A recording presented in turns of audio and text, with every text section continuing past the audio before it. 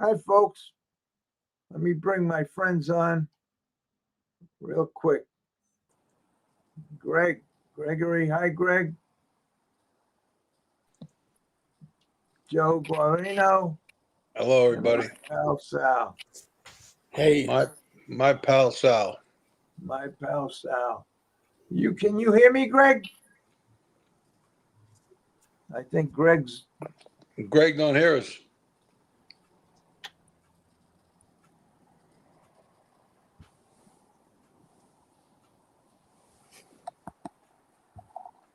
We don't hear you, Greg. No. Someday we're gonna get That's all through right. it. Let me call him up. And I'm gonna shut my phone off too.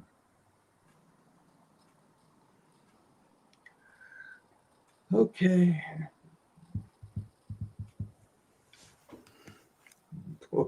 Poor Greg. Poor Greg.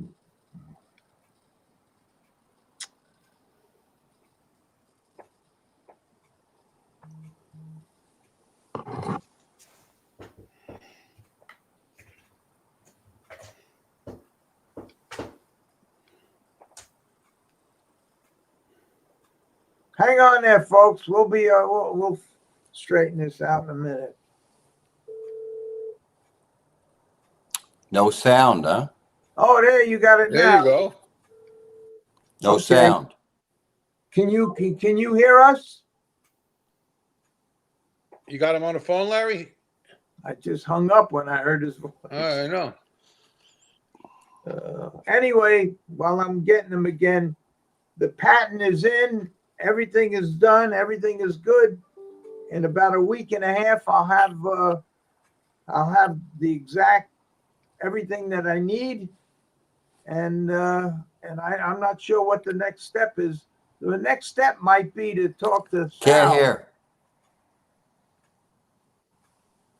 You can't hear. We can't hear. We hear you, but it's got to be on your end, Greg. Why don't you? Oh yeah, your microphone is off. Your mic is off on your end, I think. He don't even hear his phone. All right, he got his phone off too.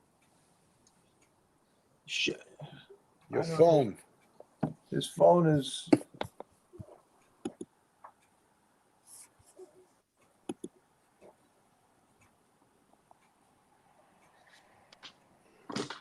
Just think, Sal, if your office crew was everybody like me, you wouldn't have been able to write one bill. I think he went off, so that's good. He's going to come back on again. He's probably going to call you.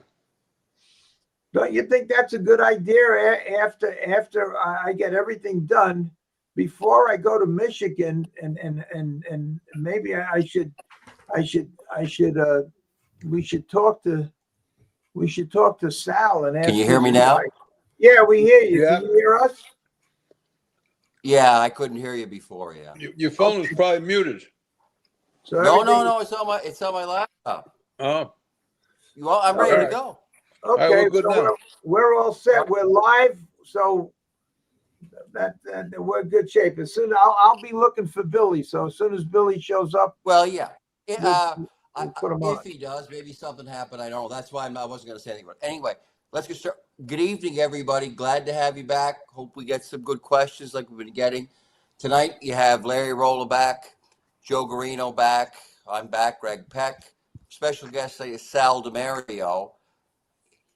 I don't know of anybody who would have the resume of a Horsemen's Association chief executive officer type than Sal. So let me ask you this. I think a lot of people would say, this guy is a graduate of Columbia Law School. No, Columbia undergrad. Columbia, I went there as an undergrad. Haub School of Law, Pace University. Yeah. Right. Well, for most people, it's still pretty darn good. Better than most. Now, but why would you rather you're a groom with Joe Guarino And he told you you're way overqualified. And why did you want to go with the horses? Why wouldn't you go into corporate law in Manhattan, and the rest of your history? You know, We had fun, that's why. well, we did. You know, somebody told me see that. when I was a kid, if you end up doing something you really enjoy, you'll never go to work a day in your life. That's very true. And that was it. That was the difference. When I was in law school, I had the highest grade in my class on commercial transactions, which is Uniform Commercial Code, checks, Yep. drafts, UIC banking stuff. or UCI, I should And- say. UCC. Larry my, had the highest grade too in his class. Yeah, Highest transactions and bookmakers. my professor, she was well connected in you know, in the Wall Street crowd and dealing with all the big banks, and she thought I would make have a great career if I wanted that. And I just said, no, I don't think that's what I want to do. And I've often thought, you know, I could have been in the World Trade Center the day it got, you know, the planes crashed That's in. right. That's right. You know, working down there. I just always felt comfortable working around horsemen and being close to the business. And I also felt, you know, that the knowledge I had, you know, would be helpful because, you know, a lot of people depended on their livelihood for racing. And, you know, it helps when you know, have the kind of background I had. You know, I never regretted it. I made a decent living. I'm not, you know, complaining about that. Could I have made more if I was in a regular practice? Well, probably, but money's not everything. So, No, that's for sure. No. Yeah. Let me quickly say this. Hello to Sundance, and Manny, you're making me laugh here. You're funny tonight, so stay around. We'll have a good laugh with you tonight. Thank you. And you're not what you refer to yourself as. I'm that sometimes. He said a jerk off. Well, that could be me. He's not that way at all. So thank you. Sal, so what was your first job representing the horsemen? well, actually, I'd worked for Joey and a couple other trainers, Nick Sedano, Rick Lombano, and I would do it summers. I would do it when I was in between school, between graduating college and going to law school. I even worked for my uncle, who was a thoroughbred trainer. And I was licensed in 1982 as a race official. I got my associate judge's license. So that my first executive type position was more or less working as a race official. And I worked in Maine, Kentucky, Illinois, Massachusetts. I was either an associate judge, state steward, or a presiding judge. Probably judged, 15,000 races. I also worked 1 year as a general manager of Scarborough Downs, which was, the largest track at the time, harness track left in New England. And it was owned by a very colorful guy, Joe Ritchie, who was, understood certain parts of the horse business that most people didn't understand. But he also was an A-type personality, and he kind of ran his business the way, he wanted to run his business. But I always got along with him, even after I resigned. I didn't want to stay on. And we got along well after that. And then I was working at audio is Fox. not coming through clearly to me. Are you guys all right with audio? We're all right. It's on your end. Larry, Yeah, It's your end, I'm Greg. good. Yeah, Because now you're all blurry and everything, so it's your end. you're a little, What's you that? know, like, Now you're frozen. yeah, you're frozen now. Yeah. Look, Joe is spinning there. Well, I did it. You got to on shut purpose. your phone off, Greg. Now you're out of the picture. You froze and you're out. You got to shut your phone off. I used to freeze all the time. Now I shut my phone off. I haven't had a problem. And we did 3 3-hour shows and 1 4-hour show and never got frozen, nothing. All I did was shut my phone off. Yeah. Okay, let's see. Okay, you're back. The audio sounds better? Yeah, Yeah. everything is good. Yeah, because my phone shut up and it just knocked all of a sudden. Sal, Yeah. what I really like, there's two things. Well, you say several insightful things. One is that literally you were around. It might have been the first one who dropped the coin in the slot era. Yeah. Over. Yeah. Yeah. What was that like? Well, they Wow. dropped the first coins in late December 1995. The law was passed, and Dover Downs was the first one that was up and running. It was a couple of days after Christmas, just before New Year. I actually started there in 97. I was hired in 1997. I was working as a state steward at Foxborough, and we knew the track was going to be closed. The management at the time, they were being sued and evicted by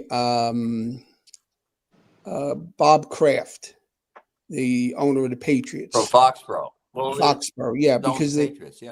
Right, the old stadium was on the grounds, and the racetrack was on the grounds. Matter of fact, where the new Foxborough stadium is, the football stadium is where the old racetrack used to be. Down, when you first come in, it would be off to your left. Otherwise, the other stuff was up on the hill, and we knew they were going to be evicted. It was just a matter of time. So I, started looking, and there was, I picked up an old Horseman and Fair World. It was a couple of weeks old, and side by side, there was an ad for a horseman's rep, but they didn't tell you where, and you had to send your resume into the Horseman and Fair World. And it was actually Maryland, Cloverleaf, and then DSOA, Delaware, which was just formed from Cloverleaf. What had happened once the bill passed in Delaware, and there was a need for more local representation, they formed. There were 11 directors on the Cloverleaf board from Delaware, and they broke away and formed a new association. It was an amicable split with Cloverleaf, and Cloverleaf still exists today. Back then the Cloverleaf used to represent Delaware, Maryland, Virginia, and the District of Columbia, even though they didn't have a racetrack in the District of Columbia. But I sent the resume in. It had already closed. They still hadn't hired anybody. They contacted me and asked me to come in for an interview. So I drove down from Massachusetts, went to the interview. Then they asked me to come back for a second interview. And I ended up getting hired, and I stayed in there from June. I started in 97 until this past July. I was still, consulting. I retired, or I stepped down as the exec in November 2 years ago, and helped train the new man, and that was it. But yeah, we were about the first ones to have a video lottery.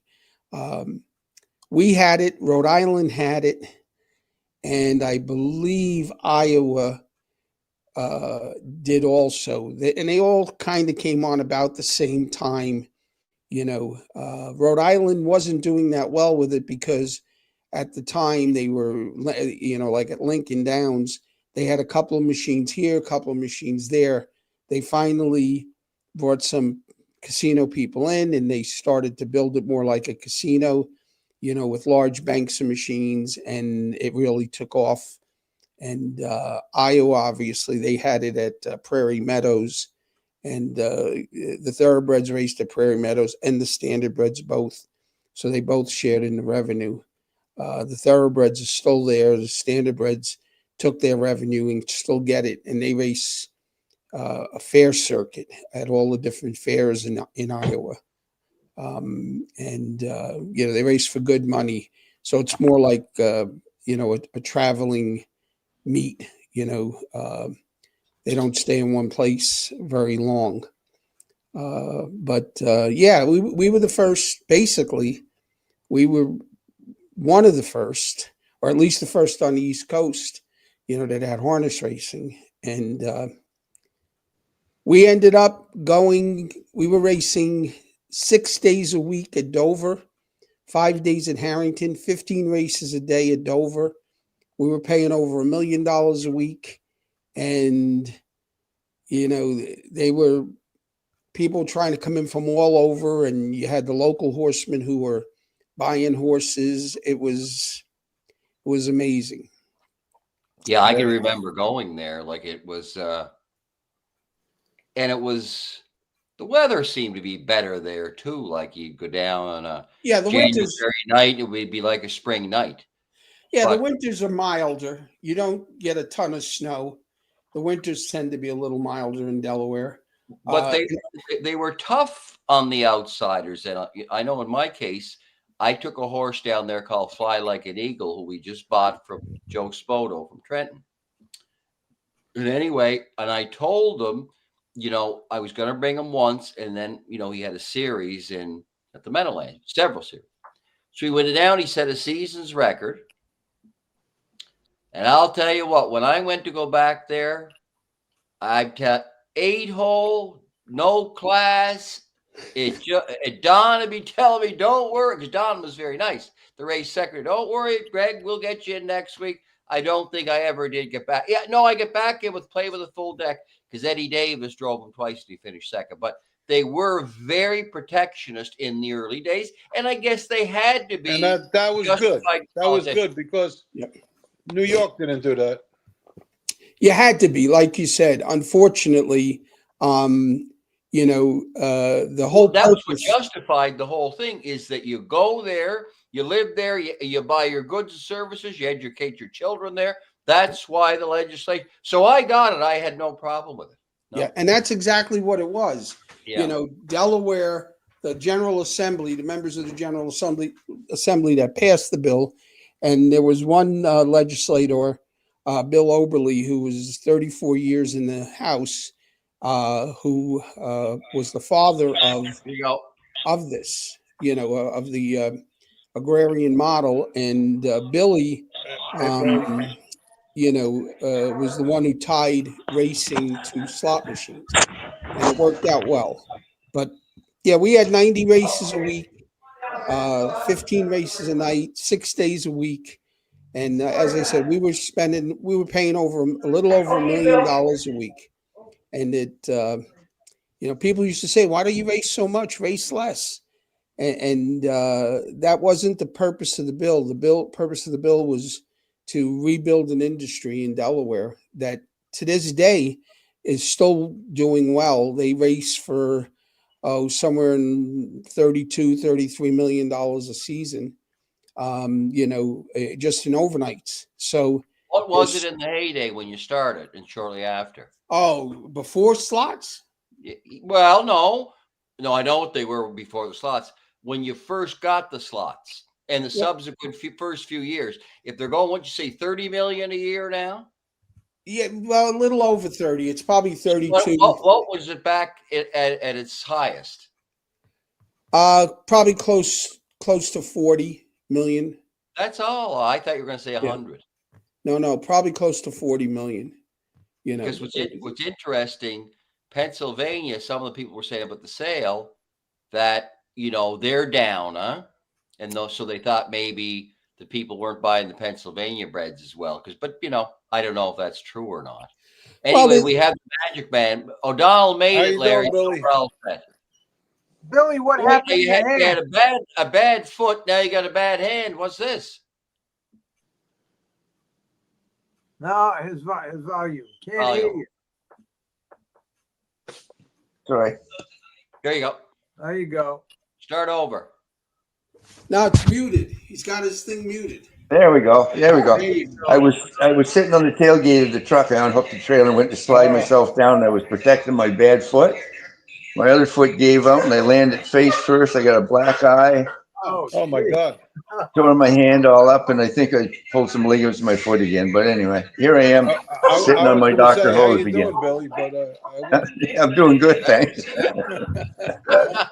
Oh, But Sal, I'll tell you what's interesting.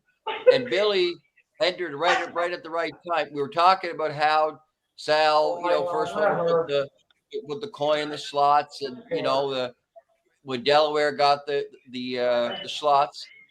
I'm going to say Ontario was next. I'm thinking. Billy, they were up pretty quick. Yeah, And they had a really good deal in Ontario.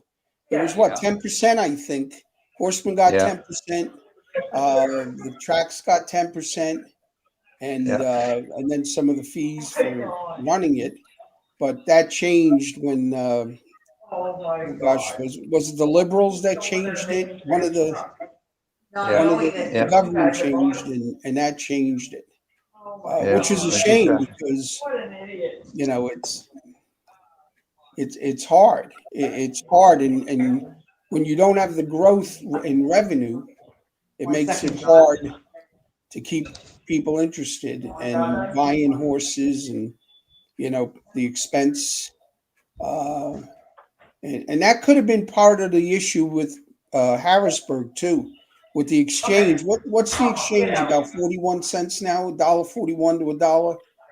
But historically, it never bothered Harrisburg. It would seem one thing that everybody seemed to have money for was horses.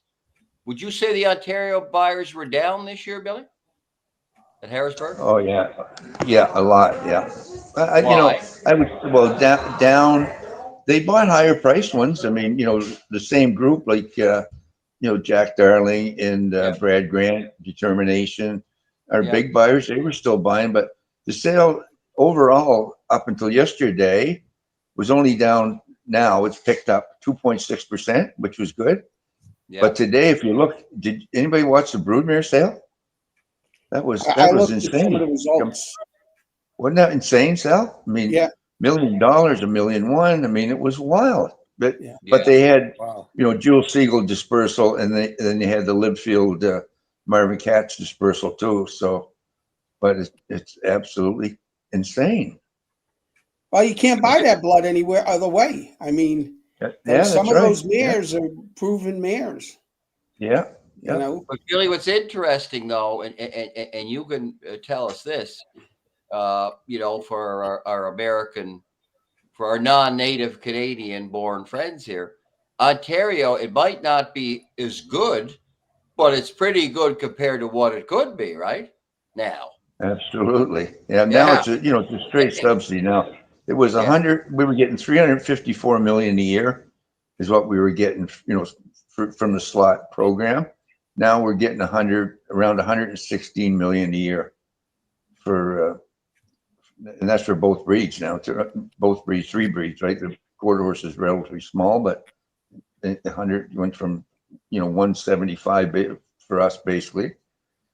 So it's a straight subsidy, and it's a 15-year contract, and it get reviewed every 5 years, and that's up now in March. So we have to negotiate a new contract with them for the next 5 years. So it's not easy at all. No, and Canada and the economy here is really in bad shape. Bad shape. What is that? Do you think it's the tariffs? They're blaming on that, but I don't think so. For 10 years, it was worse and worse every year. So it's you can blame it on whatever. They blame it on the Liberal government. Has it affected the housing yet? I never saw so many houses for sale this year. Up here in Canada, you can't get a 15-year mortgage. It's a 30-year mortgage, but it's reviewed every 5 years. So people's that signed say 5 years ago for 1.9% mortgage are paying 5.5% now. So that's a reason why, like, it's gone up 2.5 times, right? So if you were paying 3,000, now you're paying 5 or 6. I mean, how do you do that? So, and it's all the big homes, and like this house that I'm in right here, I bought it 15 years ago after I sold my farm. It's a townhouse, fourplex. It's 2,500 square feet, or 3,000, I guess. I'll probably count the basement. And I bought it for $340 15 years ago. The one across the street sold last November for $998. Wow. And it's exactly the same as this. So it's insane. What about It's now, Bill? What would it insane. sell for now, do you think? Probably 750 maybe. So that's 25%. It's come down. Yeah, I'm saying, but month of September in Toronto now. Toronto's, I don't know if they just included the city of Toronto, which would be 2 million, but in the GTA they call it, there's about 4.5 million people there.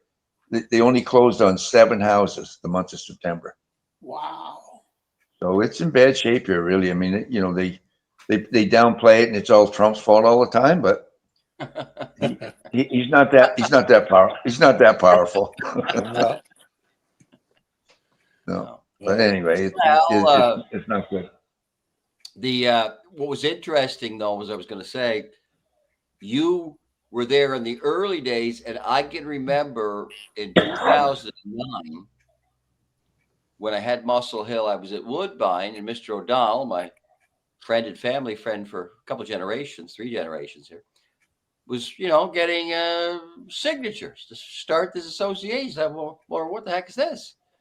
And what he started and I did a lot of work for DuPont and ExxonMobil would have what you call company unions. So Mr. Bob Burgess, a friend of ours, said what O'Donnell did was started kind of a company union, and it worked, Billy, didn't it? It worked.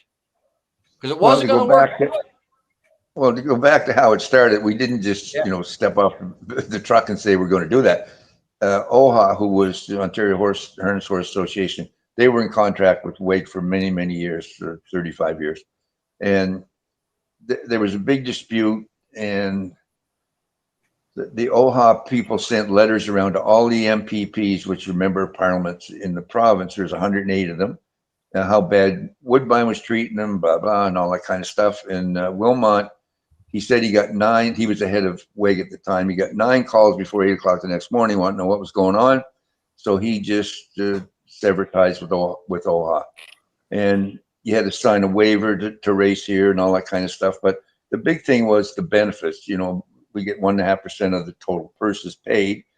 OHA did too. So you supply benefits. What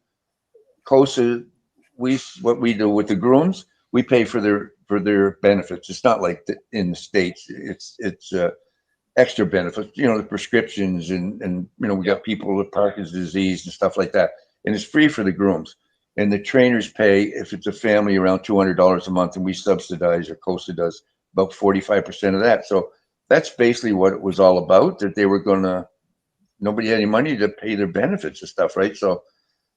And I didn't do this on my own. A couple of 3 horsemen came to me and said, why don't we just start our own association? So I called Jamie Martin, who was vice president then, and asked him, and he said, yes, we always wanted that. So I just garnished some signatures. I got 450 signatures in 3 nights, took them to the management here, and then they forwarded us some money, and here we are. We started it, and we've been going since 2009. So that's just 16 years, right?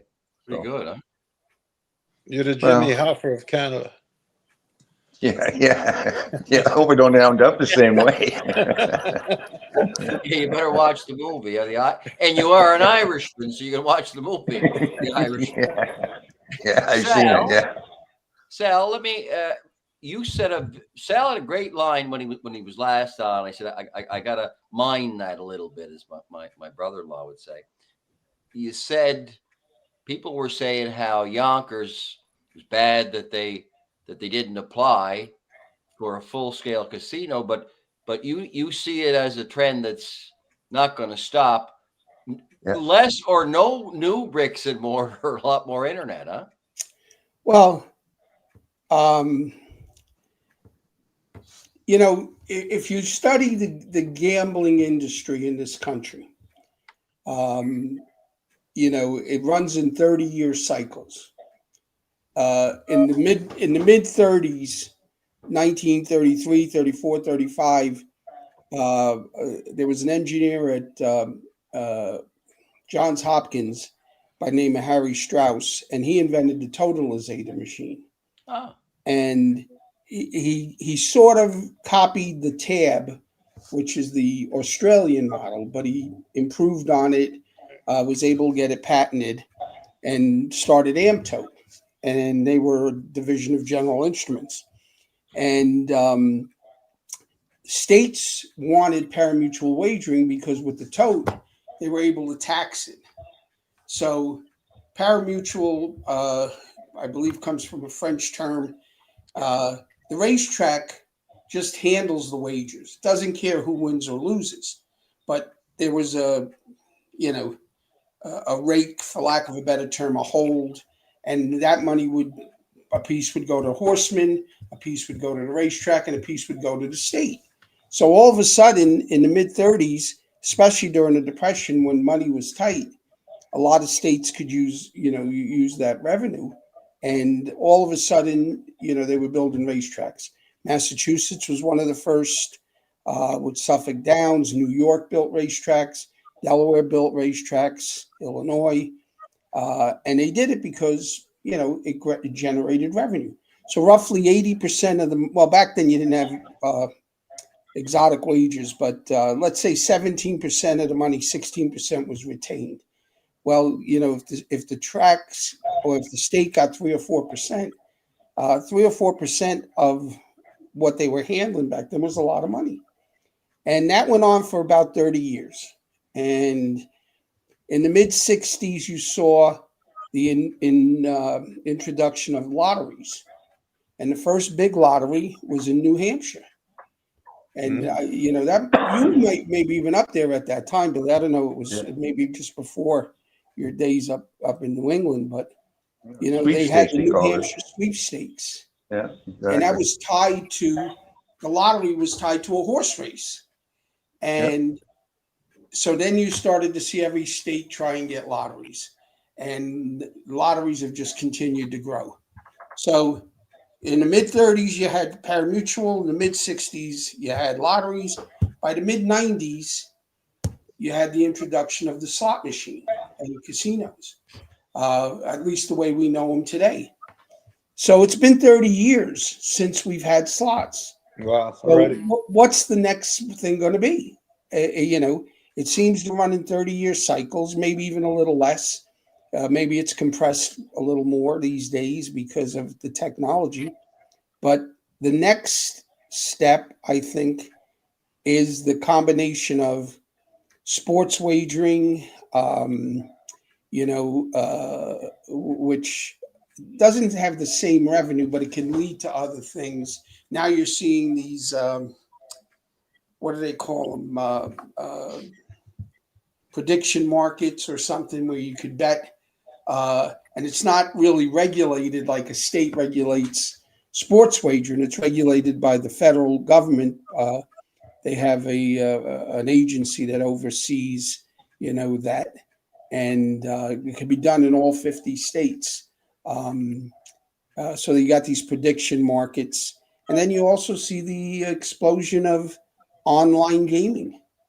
And I think if you look at the online gaming, you could draw a coalition or a correlation between the revenue that's dropping off in the bricks and mortar and the revenue that's picking up in the online. And it may not be a perfect linear extension, but it's pretty darn close. And I think the bricks and mortar casinos are going to go through the same thing racetracks went through. There was nothing sadder than to go to a place like Roosevelt Raceway, and they started closing off sections at a time. Remember, Joe, when you'd go, go up the escalator and they closed off this section and that section. And, That's what I think you're going to see happen to bricks and mortar casinos. They're going Which to happened the last time I was at Dover, it was kind of like that. And Pompano Park was exactly the same way, huh? In the end. Well, Pompano was awful at the end. Yeah, at the end, the grandstand, they didn't put a dime into it. Dover, the grandstand is maintained and everything, but what they did, they retrofitted the whole grandstand in Dover, and they've used up a lot of that space. Probably the best Racino I've seen is the Meadows, because they built it fresh and they built it with racing in the front side and then the casinos in the back. And they did a real nice job. But if you look, the revenue in the bricks and mortar in Pennsylvania is going down. It's decreasing a little bit at a time. And I would guess that MGM, and not just MGM, but all casino companies are the most sophisticated companies that are out there. They don't miss a trick. Absolutely. You walk into the casino, and from the pattern in the carpet to the way the lighting is, the way they pump oxygen in, the way everything's laid out, it's mind-boggling. How detailed they are.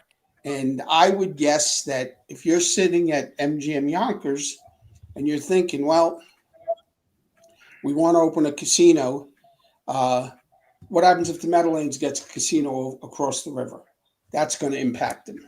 And, depending on what you read, Jeff Corral thinks he's got a really good chance of getting a casino there in the next few years.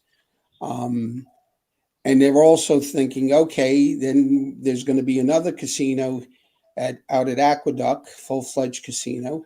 And then there's going to be another license that they can give out, either in Flushing, which the guy that owns the Mets, I think he's going to get it, and possibly Bally's, which bought an old golf course in Throg's Neck or over in that area. Ferry Point Park. Right. From Trump's people.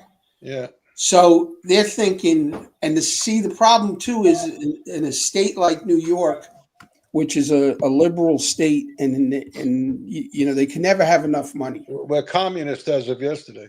Well, the city went communist, but they never can have. There's just not enough money, and to meet all the social programs and everything else. So they put these huge taxes on the casinos. The license fees are ridiculously high. And I just think that MGM may have looked at the whole picture and said, you know what? This just doesn't make sense. It doesn't make sense to spend all this money building a hotel and putting in, all the stuff that they're going to require and cost for a new casino or for full-fledged gaming when it seems like everything's moving to online. And I think that's probably going to happen. It's not going to happen overnight, but it's going to slowly chip away, and you'll see a decrease in the bricks and mortar facilities and a larger piece going over. Now, from a horseman standpoint, the only thing you can try and do is try and get the horsemen, cut in for a piece of bricks and mortar, which we were successful doing in Delaware. We got a piece of sports wagering. We got a piece of. Well, as you said a couple of weeks back, you got a piece of everything you possibly could. Yes. Yeah. You speculated what was going to happen down the road. So if it was just the racetrack, that wouldn't be enough. Well, again, or the casino. Well, again, like I said, I was a history major, so I look at everything through a historical perspective. And I didn't know what was going to happen, but I knew it was going to change. I was, smart enough to think this isn't going to stay like this. Something's going to give, and we were getting closer to that 30-year, time frame. And when they first put the online betting wagering in Delaware, the state drafted a horrible bill where the first 8 million in revenue, from the sports wagering went back to the state, made them whole. So there was no incentive for the racetracks to do anything with it. And so it really didn't take off. It started to get some traction during COVID and then after COVID, but now it's doing quite well, I just think, just like racing, just like people stop going to the grandstand, they're going to stop going to the casino. The older generation is going to go to the casino because they went for the experience, just like people used to go to the racetrack. Right. When you walked into the Meadowlands or into Yonkers or Roosevelt in their heyday, there was an electricity in the air. 25, 30,000 people. Everybody was, trying to find a horse they could bet. You had dining room facilities. You just had an atmosphere that people wanted to be. It was a great night out. It was a great night out to bring your wife, your girlfriend, anything. Yeah. No, it was. It was. And when they built the Meadowlands, which got the drop on New York because they put the mile racetrack in, which nobody really thought, we all got a half miles. But when they put the mile racetrack in and went with 10 horse fields, it just revolutionized the game, I remember going to the Meadowlands on a night in January, a Saturday night in January, and you had 25,000 people in the grandstand. Yeah. It was packed. You couldn't even get a seat most of the time. It was hard. And, so what you're looking at, I've told people here that my friend, mentor, and idol, John Campbell, were I'd say that they're the biggest, as they call it today, brand that harness racing ever had, Campbell and O'Donnell. And not only that, in those days, that is when the bills for the rest of the Sports Exposition Authority were paid by the Meadowlands Harness Meet. Yeah. When you talk Campbell and O'Donnell, I don't think we'll ever see it again. You see the great drivers, but to have that kind of influence, I don't think people get that. I don't think most people realize that they were betting so much money at the Meadowlands. Gene Cossette, rest his soul, was a good friend of mine, and Gene worked there as a judge. And he said Thursday, Friday, and Saturday night, they would do 10 million. That was the goal. And they would almost always hit that 10 million in handle. That was on track. Yeah, obviously. That was on track. Yeah, that was on track money. And what people didn't understand or realize, back then the horseman's share was around 35%. They didn't get 50%, because all that money was being used to pay off the bonds for building Giant Stadium, the arena, Continental Arena, right, that they played the hockey and basketball games in, plus servicing all the debt on that property. So harness racing really paid for the Meadowlands. It really did, because they were doing huge numbers and a large percentage of the revenue. And they were still racing for great money, even though it was only 35%. Now, I guess they're probably up to 50%, or they've worked toward that number. But and back then it wasn't uncommon. Horsemen weren't getting 50%. The Meadowlands was paid for by the harness racing that went on there. It really did. The third went to the state, the third went to the horseman, the third went to service and the debt. That's the way. Is that how it was? Third. So they averaged, say the take home was 18%, so 6% is about what we got right total. And it was the bricks and mortar casinos. 2 months ago, the last one just closed in Sweden. No more. Really? They're all online now. Like you said, Sal, it's going to be the same way here, right? Yeah. Up here, it's Atlantic City cannibalized up. Oh yeah, Vegas is terrible. Yeah. Yeah. So, the MGM, you can't blame them for not wanting to, invest a couple $1 billion just to build, right? They know what they're doing. They're thinking ahead. So the handwriting's Yeah. on the wall. Well, Yeah. you got to realize these casino guys are sharp guys. I mean, they Oh, don't yeah. miss a trick. They are Well, again, smart it goes back guys. to what you say. If you look in the old time, some of the, we'll say back to the casino movies of the day when they could see everything.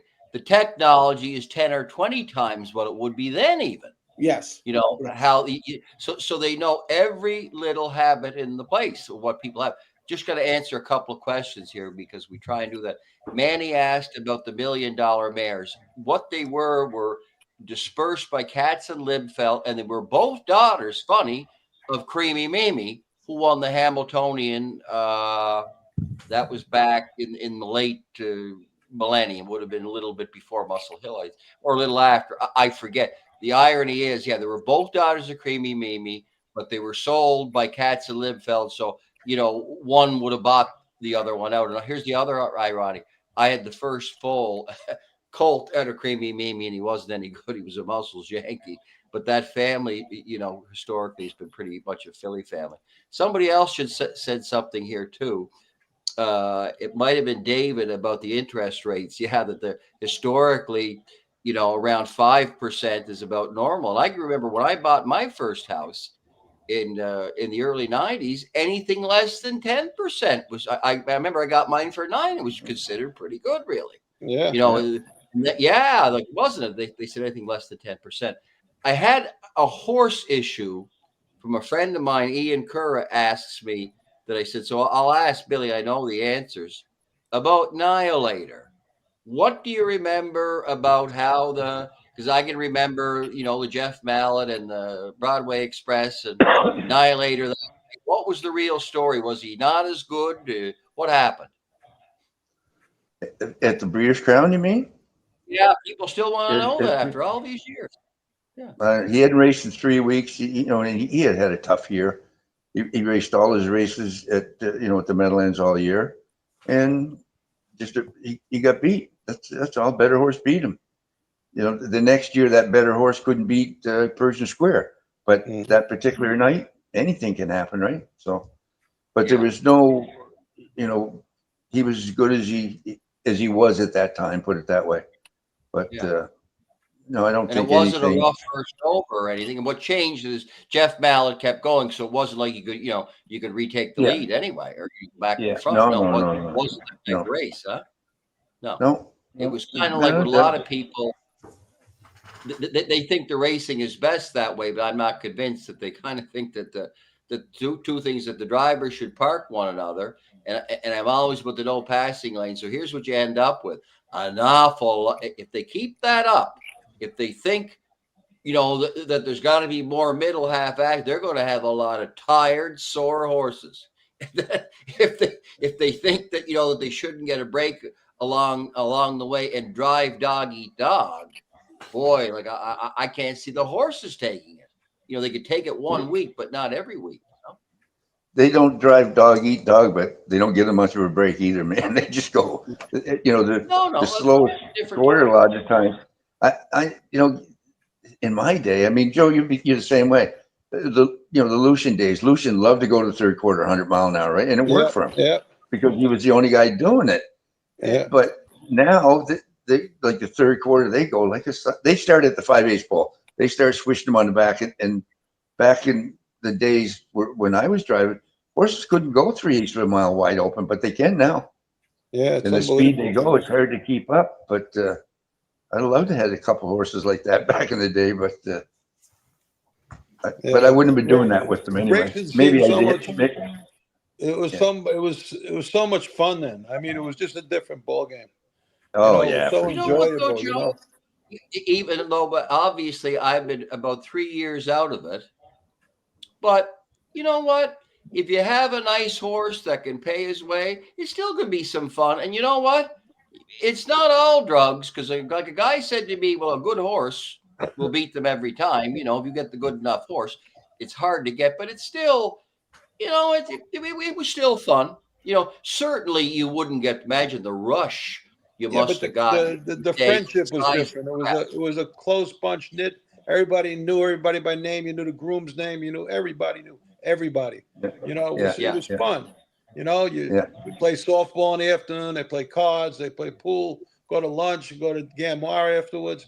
It was different. Now it's people coming from all over. I mean, you know, it's just not the same. I mean, it was the best years of my life. I had a great time. Roosevelt Raceway days were like unbelievable. Yeah.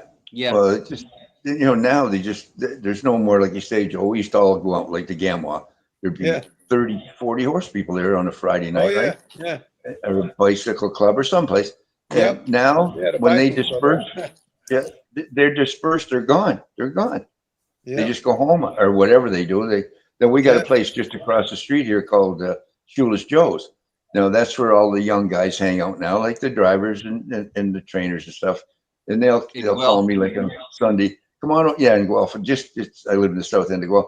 Come on over to Shoeless Joe's. Nah, I don't think so. I'll sit here and watch the hockey game or baseball game. Yeah. Those days are gone, right? So, Yeah, but it's for yeah. them, and they have fun, and God bless them, right? So I guess like I said to Campbell one time there, he was talking about I was changed at the Meadowlands like this. And then I go, but why don't those guys say something? He goes, because they don't know what it was like. It's a different world, right? Just It's a different world. Oh yeah. Oh yeah. Yeah. Well, it's and I like my father's line with what he says about the horsemen too. They say all that, and the horsemen want everybody to go to the races, but we don't want to go ourselves.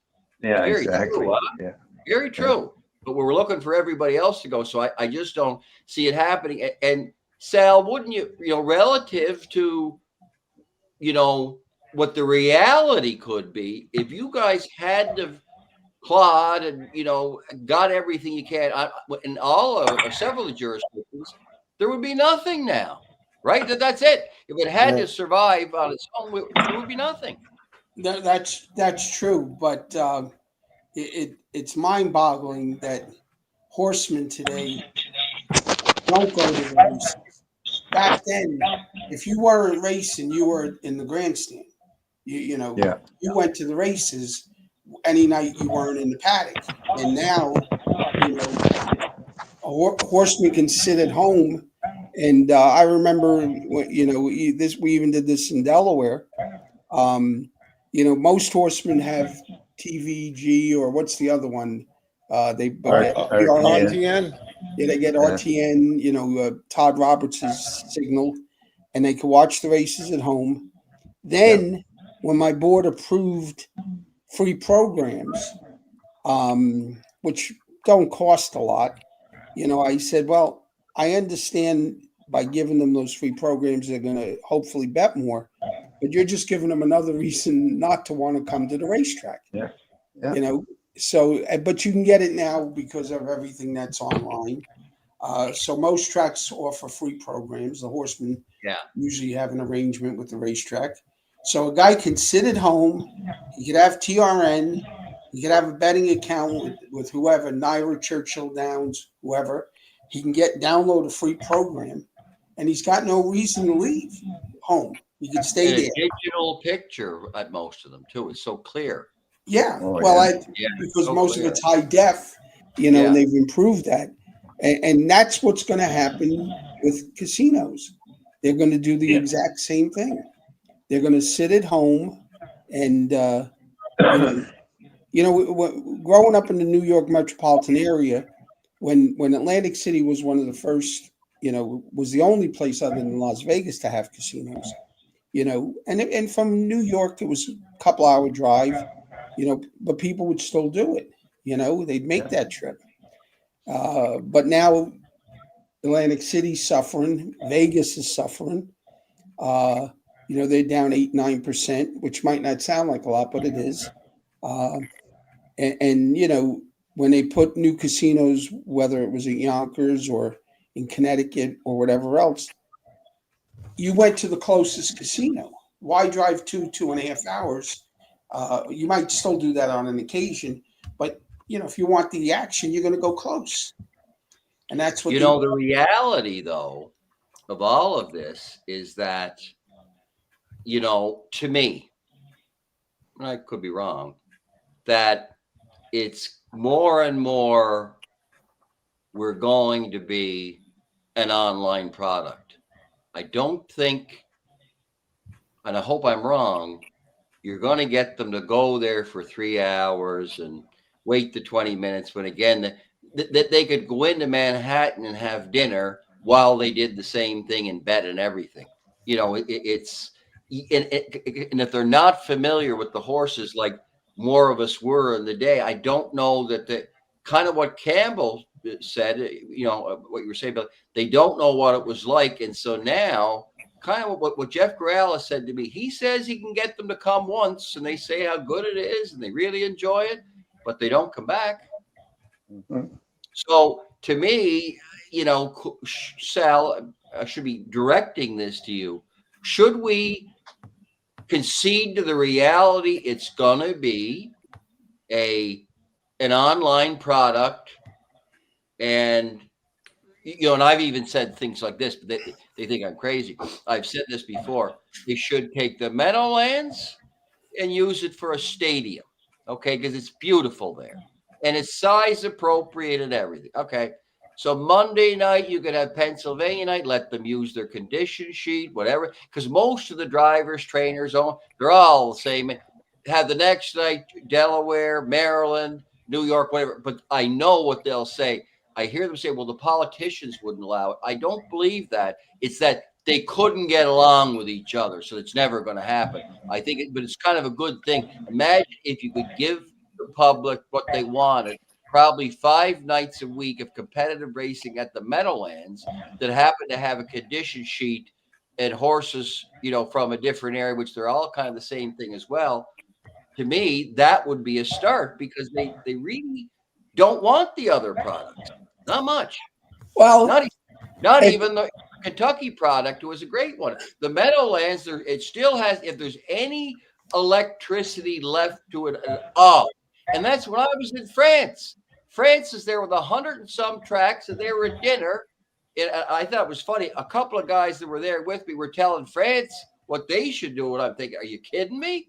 You know, we should be asking them what to do. But one thing, they absolutely loved racing at the Meadowlands. Nowhere else do they even the Red Mile a little bit because some of them are there in the fall. But I can tell you, if they could, those European countries, that's what they're interested in. And we're not, you know, one of the first rules of marketing is find out what the market wants and give it to them. We're not really giving it to them. We're just scrounging 2 nights a week at the Meadowlands with a lot of amateur races. The only way we can fill them. That's not what they want. So, Sal, I've said enough. Right my ship here. yeah, I don't know. I mean, will we ever see them pack the grandstands the way they used to? I guess it's always possible, but I don't know that we'll see it in our lifetime. I mean, there's nothing that indicates that. And will we end up mostly online? Well, we're almost there now. You know, I mean, And doing better. Here's what I've noticed. I used to say this to Billy, that what we always had, we had broadcasters on there, but no on-air talent who had been there before, like Randy Waple say. Well, here lately, I see Randy, they had Paul McDonnell on up there. They had Chris Christopher up there. You never see here. They just bring in more handicapping talent with nobody who's actually played the game much. So they don't even, to me, they don't even do that right. You don't see the baseball game where it's just, you know, the broadcaster, or in the day you'd have Al Michaels, but not have any, or not have John Madden there say to technically tell you about the events. We can't even do that here, except I see Ontario's now doing it, making it like a better product, really. you know, with simulcasting, I think it's hard because with 5 or 6 or 7 racetracks going at the same time, it's hard to hear the audio, you know, in a simulcast area. I would agree with you. I think people like that. They like to see interviews when Yeah. trainers and drivers come Right. off the racetrack. But nobody's doing Or it. they'd like to see drivers and trainers commenting on what just happened, Yeah. not on air broadcast talent. Right. There has to be 50%, if you ask me. There is no other sport that has a television show that does not have an ex-player on there. We have all kinds of them. Yeah. All kinds. Well, they used to interview like at the Meadowlands here. They would start that, and it's pretty uncomfortable. Nobody likes it, getting beat with a 3 to 5 shot, and you have some guy waiting for you when you come off the racetrack to ask you what happened. I said, just give me time to catch my breath, right? So I can make up a better story for you than it was a bad drive, right? I don't know that they can't have the drivers do all the play-by-play, but they could have somebody who's been there is commenting as this is probably why this happened, not somebody who kind of doesn't know. And what you do bring up, in the day, you had the fans to face at the Meadowlands when you came back beaten, right? They were pretty vocal. Yeah. Well, worse than Yonkers, Joe. Yeah, there was no worse place than Yonkers. Worse than Yonkers. You There know- were drivers that would stay out in the middle of the racetrack. They didn't want to get close to that fence because there was some vicious. Yeah, they throw bottles at you. Oh, yeah. bottles, cuss you. I mean, that's the crowd of Yonkers was about the roughest there was. Yeah. Roosevelt was. They ripped the Oh, they TVs off the were walls. kind there. They Yeah, were kind Roosevelt there. was. Yeah, you didn't hear that kind of cursing and language. But at Yeah. Yonkers, oh my God, and there was some This guy- psychos. It was a They better would way even to go- people at Roosevelt. Who was that They one go guy in the- who run up and down, and he'd curse them out and scream and just psychos, absolute. Walter, his name was. Remember that guy, Joe? Walter? Yeah. They would- Billy. He was I- sticking the gun. Yeah. I Yeah. owe you an apology for many years ago. For what that? This has bothered me a long time, and I never got to tell you. There was Hey. one race at Roosevelt, and I felt at the top of it. I bet my horse pretty good. Right. I was driving a little bit at the time, and I felt that you came out underneath me a little bit and cost me the race. So Right. I came back afterwards, and I'm all pissed off because I bet a lot of money. I finished second, and I said something to you, nothing terrible. But and you were driving Vinny or a Gemma's horse, and I yelled at you, and Vinny or a Gemma says, "Joe, that's Billy O'Donnell. You can't talk to him like that." I said, "I don't care who it is." I was all pissed off and everything, and for years it's been bothering me. So I hope you accept my apology. I'm going to give it to you 30 years later. Yeah, absolutely. Do you remember that night? Do you Yeah, remember that yeah, night? absolutely. Yeah, yeah. I felt so bad Yeah, I afterwards. I never said I'm sorry to Billy, and whether you were right or wrong, I should have not said anything. But I was Yeah, a but hot-headed kid back then, so Everybody said stuff forgive that that's just forgive me part for of what's going on. disrespecting a Hall of Famer. Well, and people in the day, they used to bet their money and they wanted to complain if they kind of like the hockey game, they got boos. Not everybody, claps for the home team. Another place was bad too. Was Chicago was bad enough, but Michigan, Detroit, at Hazel Park, where you had to walk through the paddock. The grandstand was on one side, and the clubhouse on the other, and you had to walk through the alleyway there. That was brutal. Not going out, coming back. It was brutal. You had to walk back in there to get back into the paddock. They were tough there. That was tough. Anything in Detroit was tough. Yeah. But you know what? It was fun. I mean, I remember a guy used to heckle me all the time, and I got in a wreck the first turn, and he was always in the clubhouse, big guy too. And I'm laying on the track, and here he comes. He's the first guy there. I go, Jesus Christ! Now he's going to kill me. Like, he's been heckling me for years. So they had to take you and put you in the ambulance, take you in the grandstand, and put you in another ambulance to take you to the hospital. So he comes back, gets in the ambulance with me, comes back, and he said to the people there, "Can I go with him?" And they said, "Yeah." So on the way up, he was going, "You okay?" And I said, "Yeah." I said, "What do you want to kill me by yourself? You don't want no one else to kill me?" He goes, "Exactly." He said, another guy, one time, I think I told you guys this, that it was the last race or something, and I'm coming off the track, and the guy said, "I know why they call you Magic now." I said, "Why is that?" He said, "Every time I bet on you in the trifecta, you disappear." He says. So. They must have called But some Larry of them a were- few times too. Larry must have been called back then. Yeah. Now listen, now about Larry, by the way. See, we got to get at Larry because I've left him. Larry, for you a while. haven't said a word, Larry. No, well, no, but here's what I want him to do, though, Billy. I said to him the other night, he could tell stories night after night, but the ending is always the same, that he won the race. I said, will you please tell us one where you actually lost? You got one? Give us one. He's like, hear a story. Yeah. Let me just say, that night we were talking about. I mentioned 4 horses that I win with. Now, aside from the point that had I got beat with one of them, I wouldn't have been around for the other 3. I did whatever I had to do to win them races. There were plenty of races where most of the time there were plenty of races the other way. that it was the complete other. The topic that night just happened to be situations where, like the one race that, in fact, I have that race up. I have that. Remember the night we were talking about when I said that if I win with a horse, and I put him in the following week, but I change equipment, and that horse got beat, the judges would give me days because that was the conversation. Yeah, I never heard of that. Especially with shoes. Who checks shoes? I never seen a judge. Well, it wasn't only shoes. It was equipment. Let me play this. Can I play this one race for you guys? And just it's watch your it. show. You can do whatever you want. All right, watch it. That's watch what I it said. You can do anything you want with anything. This was at the Meadowlands, and look, every racetrack knew me, knew who I knew my history and everything else. So they always had a extra pair of binoculars on me and everything I did.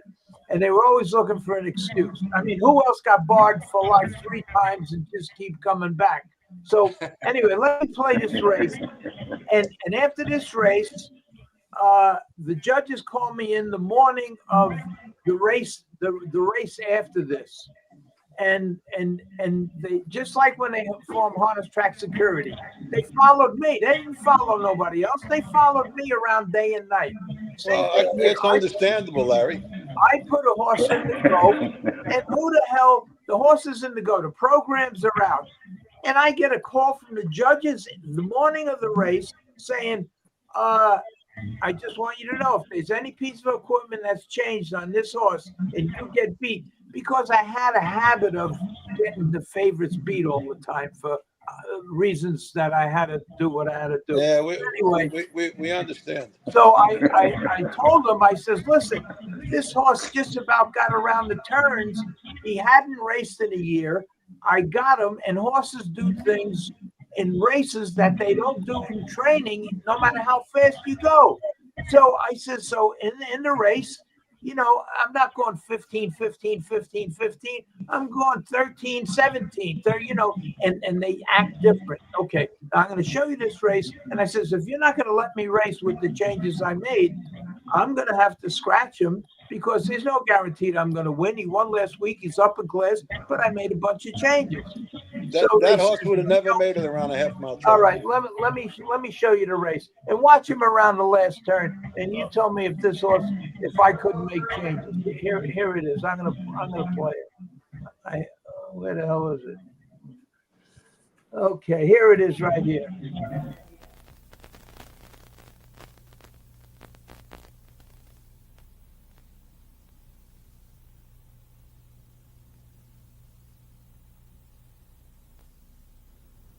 Larry? And start of the Daily Double. Here they come.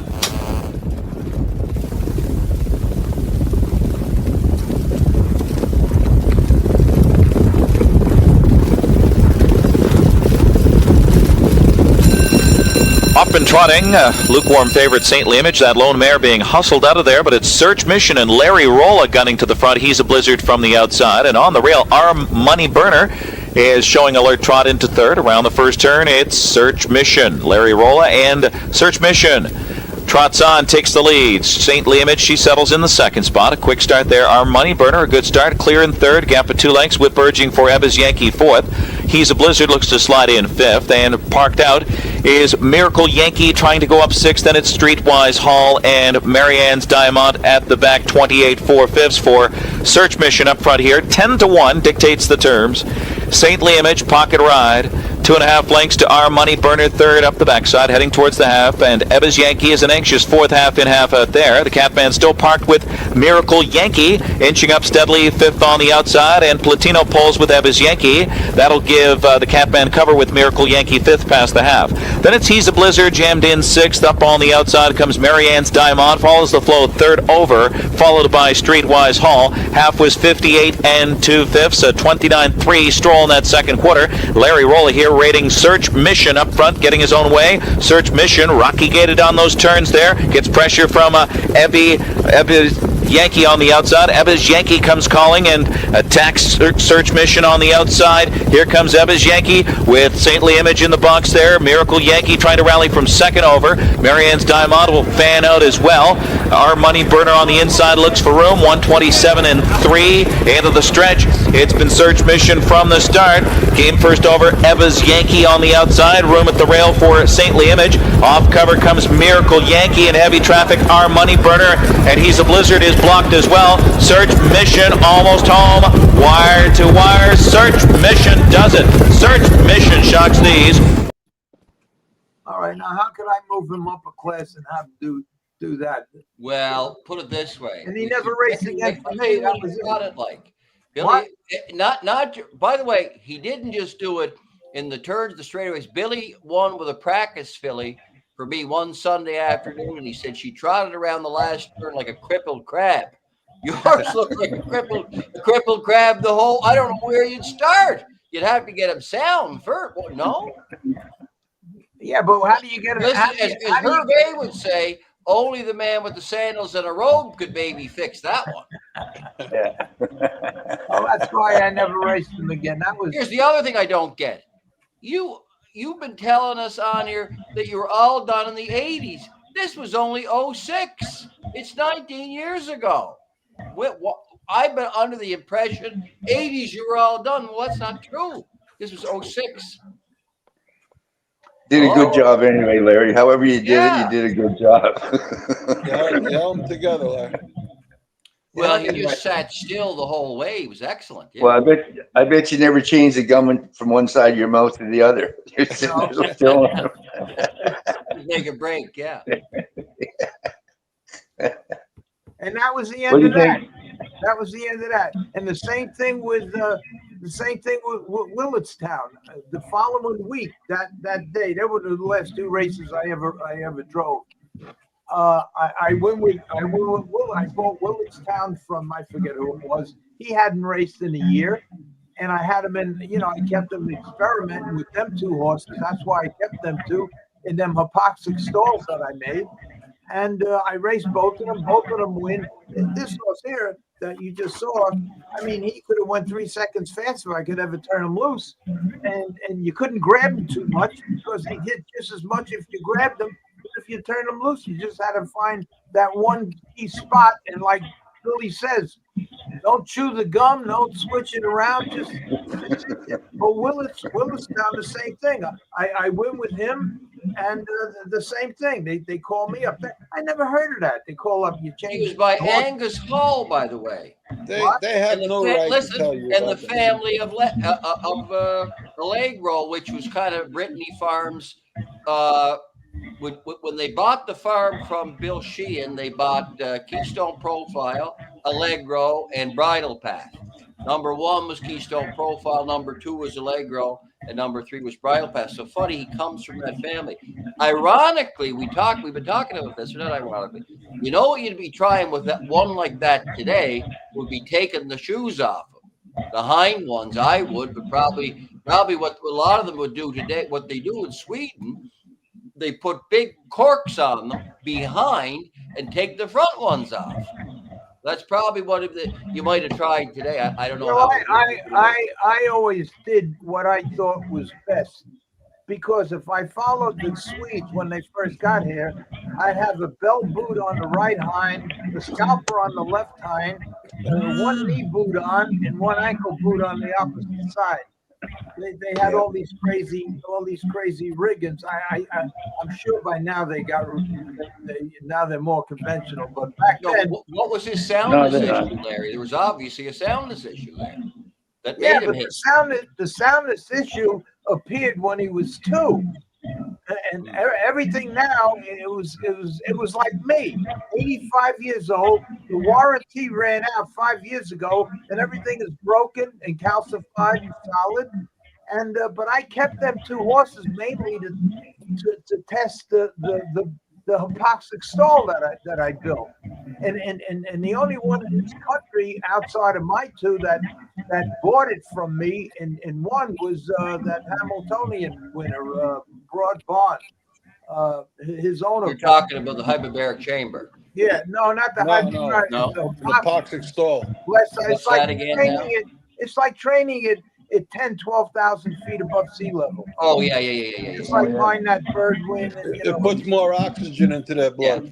Why the hemoglobin count goes way up. Yeah. It's a legal epigen. It does the same thing as epigen. When you have less oxygen, the body produces more red blood cells. Right. Only epigen is dangerous if you don't monitor it correctly. And this was a natural. This is natural. They got a thing now.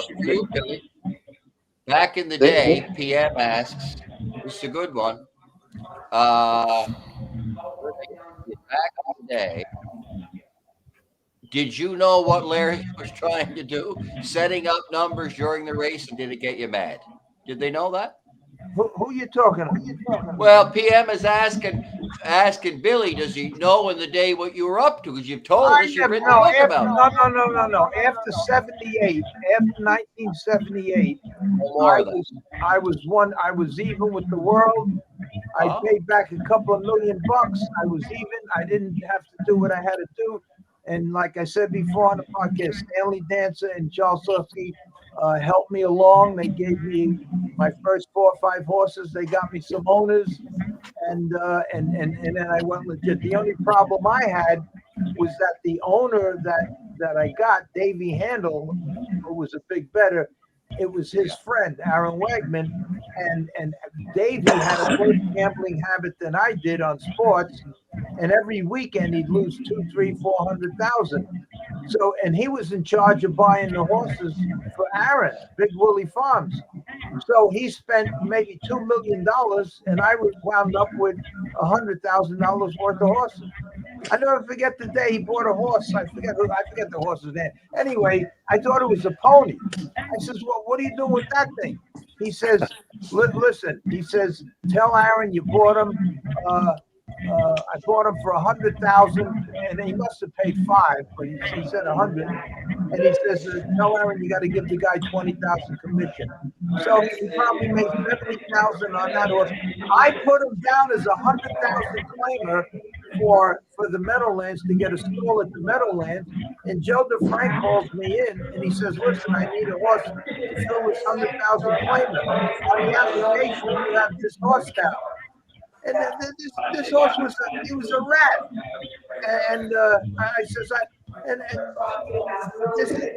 that's what I was left with after 78. I was left with a $2 million stable. I could put $100,000, and that's why I couldn't get going after that. That's why I just that was it. Probably getting bought again in '84 was probably the best thing that ever happened.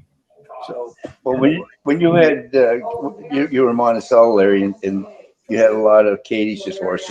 I took Katie's horses that fall. I went to Roosevelt, and you sent down 4 of them, maybe. Every one of them that came to Roosevelt won. Everyone.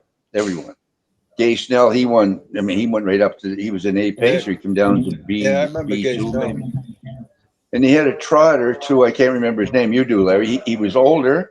You claimed him or bought him. He showed a 15 claimer at the Meadowlands, well, I looked, on his papers. Like you say, the year before you bought him for Katie's, raced him at Monticello, sent him to us. And Angie Allen trained all those horses for me when I was, with Katie's here.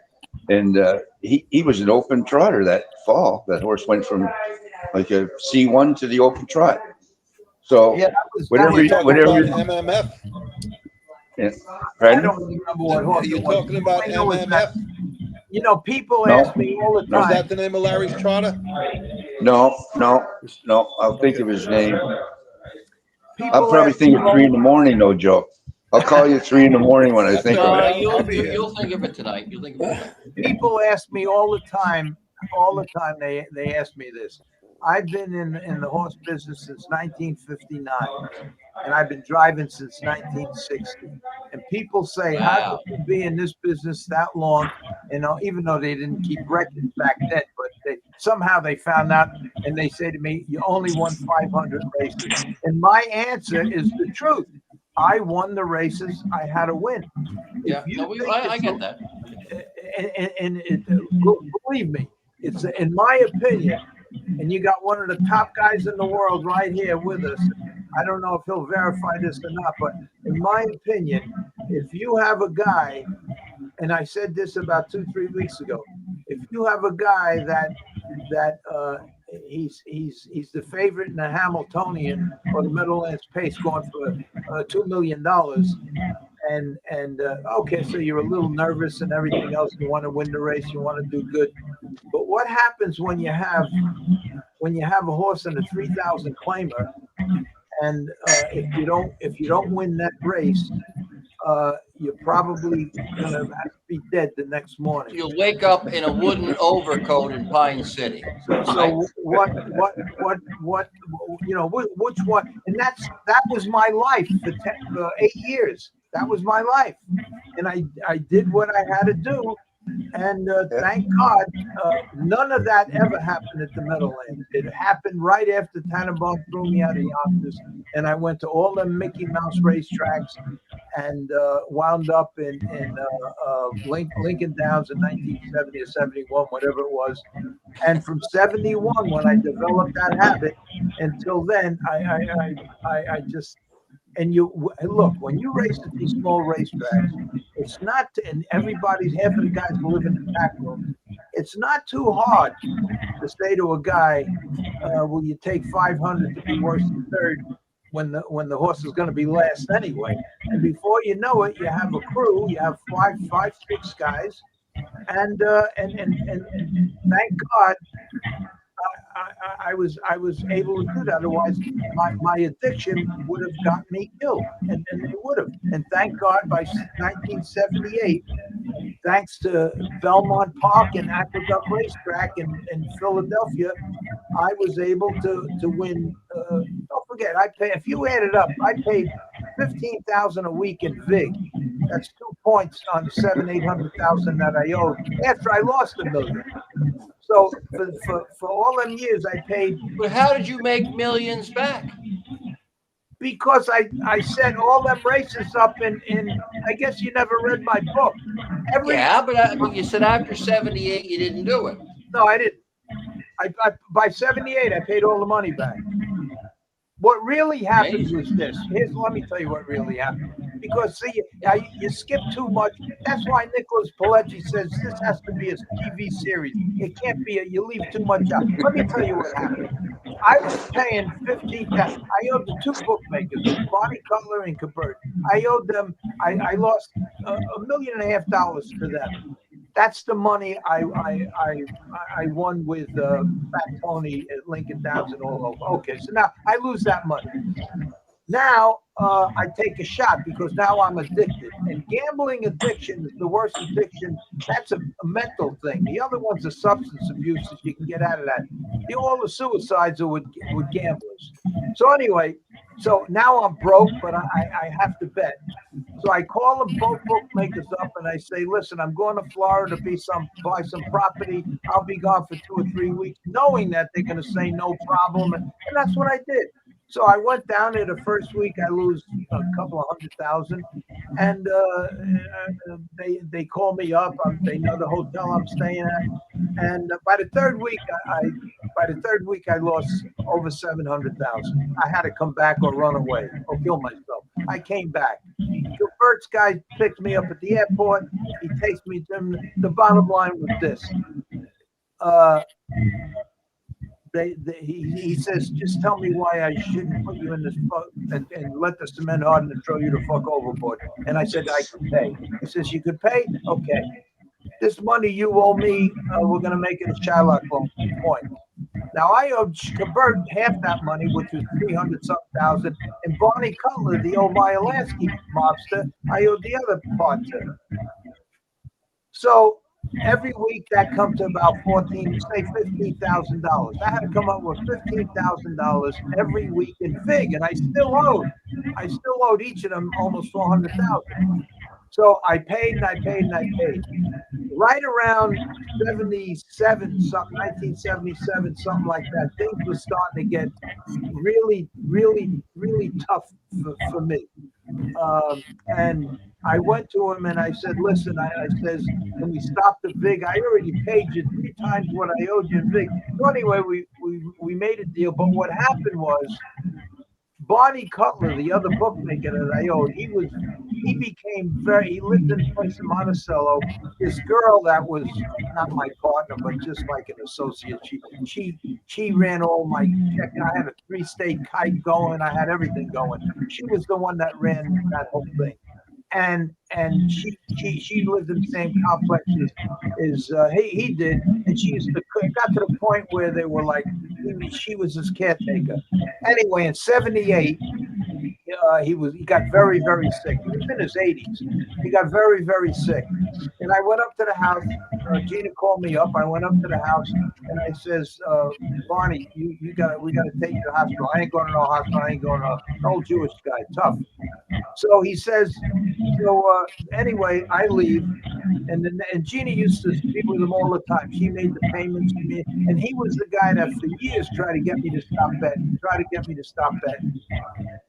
So now Gina calls me up 2 days later and says he's really in bad shape. I go over there, we get him to the hospital, and he dies. So me and Gina are making funeral arrangements for him, and she says, I says, what are we going to do with his apartment? Well, you want to leave yours, take his, whatever. So she says, I can get rid of all his furniture. My sister couldn't take the apartment, but he left me some. I says, what did he leave you? And he says, I don't know. She says, if anything happens to me, in the closet, remove that shoe rack and take the thing on it. So I said, I don't. So we went there, and there was $500,000. It was all your money, Larry. He was probably saving it to give back to me. That's the kind of guy he was. So anyway, I went to Cabert, and I paid Cabert off. I went to Vegas, roughed up that money real quick, and come back and started from scratch. And Charles, I owed Charles Slusky about $30,000. That's the owner of the racetrack and the hotel. So I paid Charles, and he says, where'd you get this? I says, I'm even with everybody. And that's when he bought me a couple of horses. He got his cousin to buy me some horses. He got Stanley Dancer to give me 2 horses. He really helped me along. The only thing that really slowed me down was that Davey bought $2 million worth of horses that were worth $100,000. Not one horse that he bought, except for Wildwood Jeb. Wildwood Jeb bled so much. When the groom went to pick him up, he was about 5 barns away in Pompano. By the time he got to the barn, he walked him. He was bleeding. I mean, he bled walking. Davey paid over $100,000. Very quickly, somebody just mentioned, does somebody have a TV on? We're hearing? Not me. No, not here. Not me. So anyway, that's it. So, but I never did nothing, and that's why in the book, I have the pictures with me, Billy, with John, with all of them, and I put down and on that page, none of these guys had anything to do with my past life, because I wanted them, I just wanted everybody to know.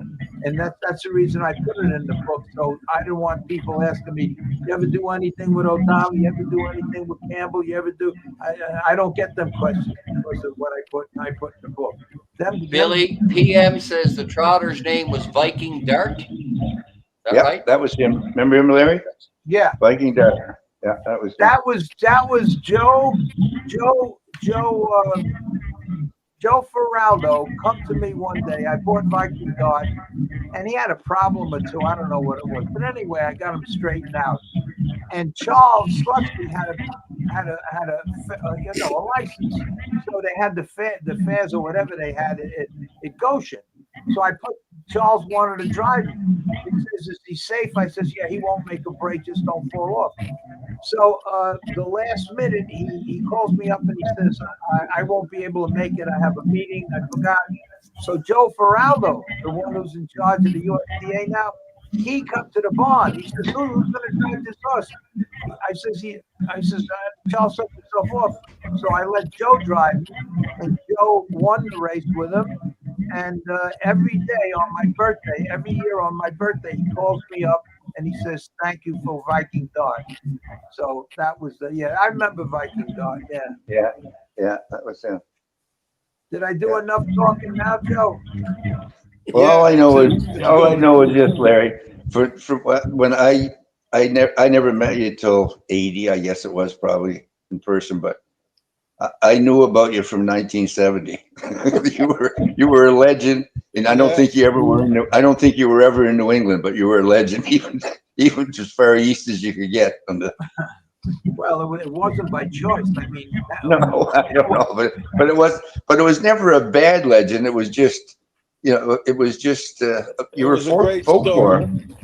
Yeah, it was the folklore, right? Yeah, exactly. Until you met, yeah. You should have saw them meetings I had with Nicholas. You know who he is. He wrote Casino and Goodfellas and all of them. That's the guy. So he read my book and he wanted to write my story. So he was one of my writers. And the other guy, Richard Price, who wrote the TV series The Wire. So anyway, we're sitting there. We have meetings all the time at Richard Price's brownstone.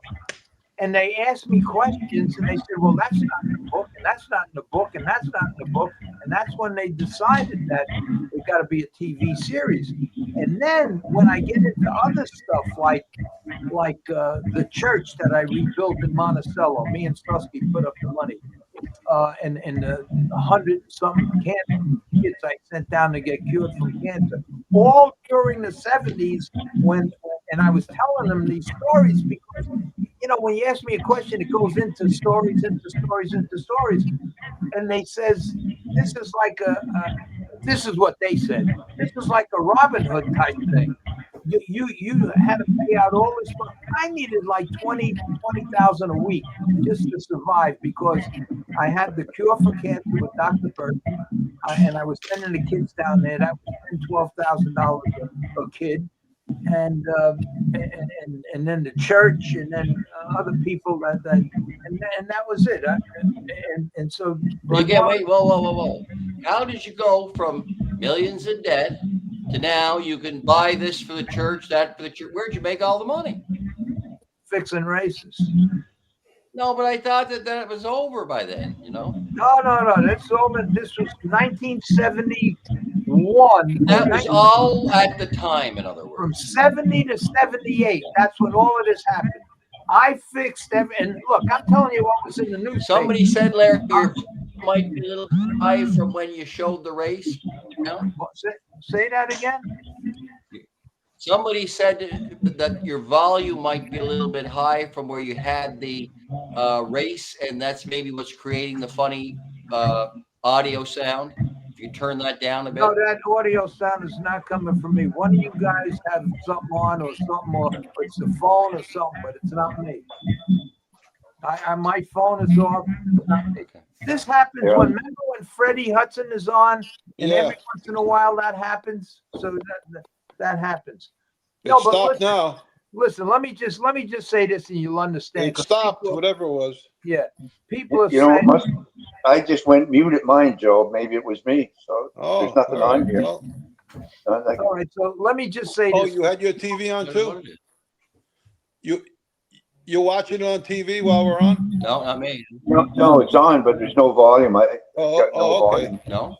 No. And let me just say this real quick, because people are going to say Larry's full of shit and this and that. So far, every story I told on here, sooner or later, it got verified by somebody. But let me just say this, because this was in all the newspapers.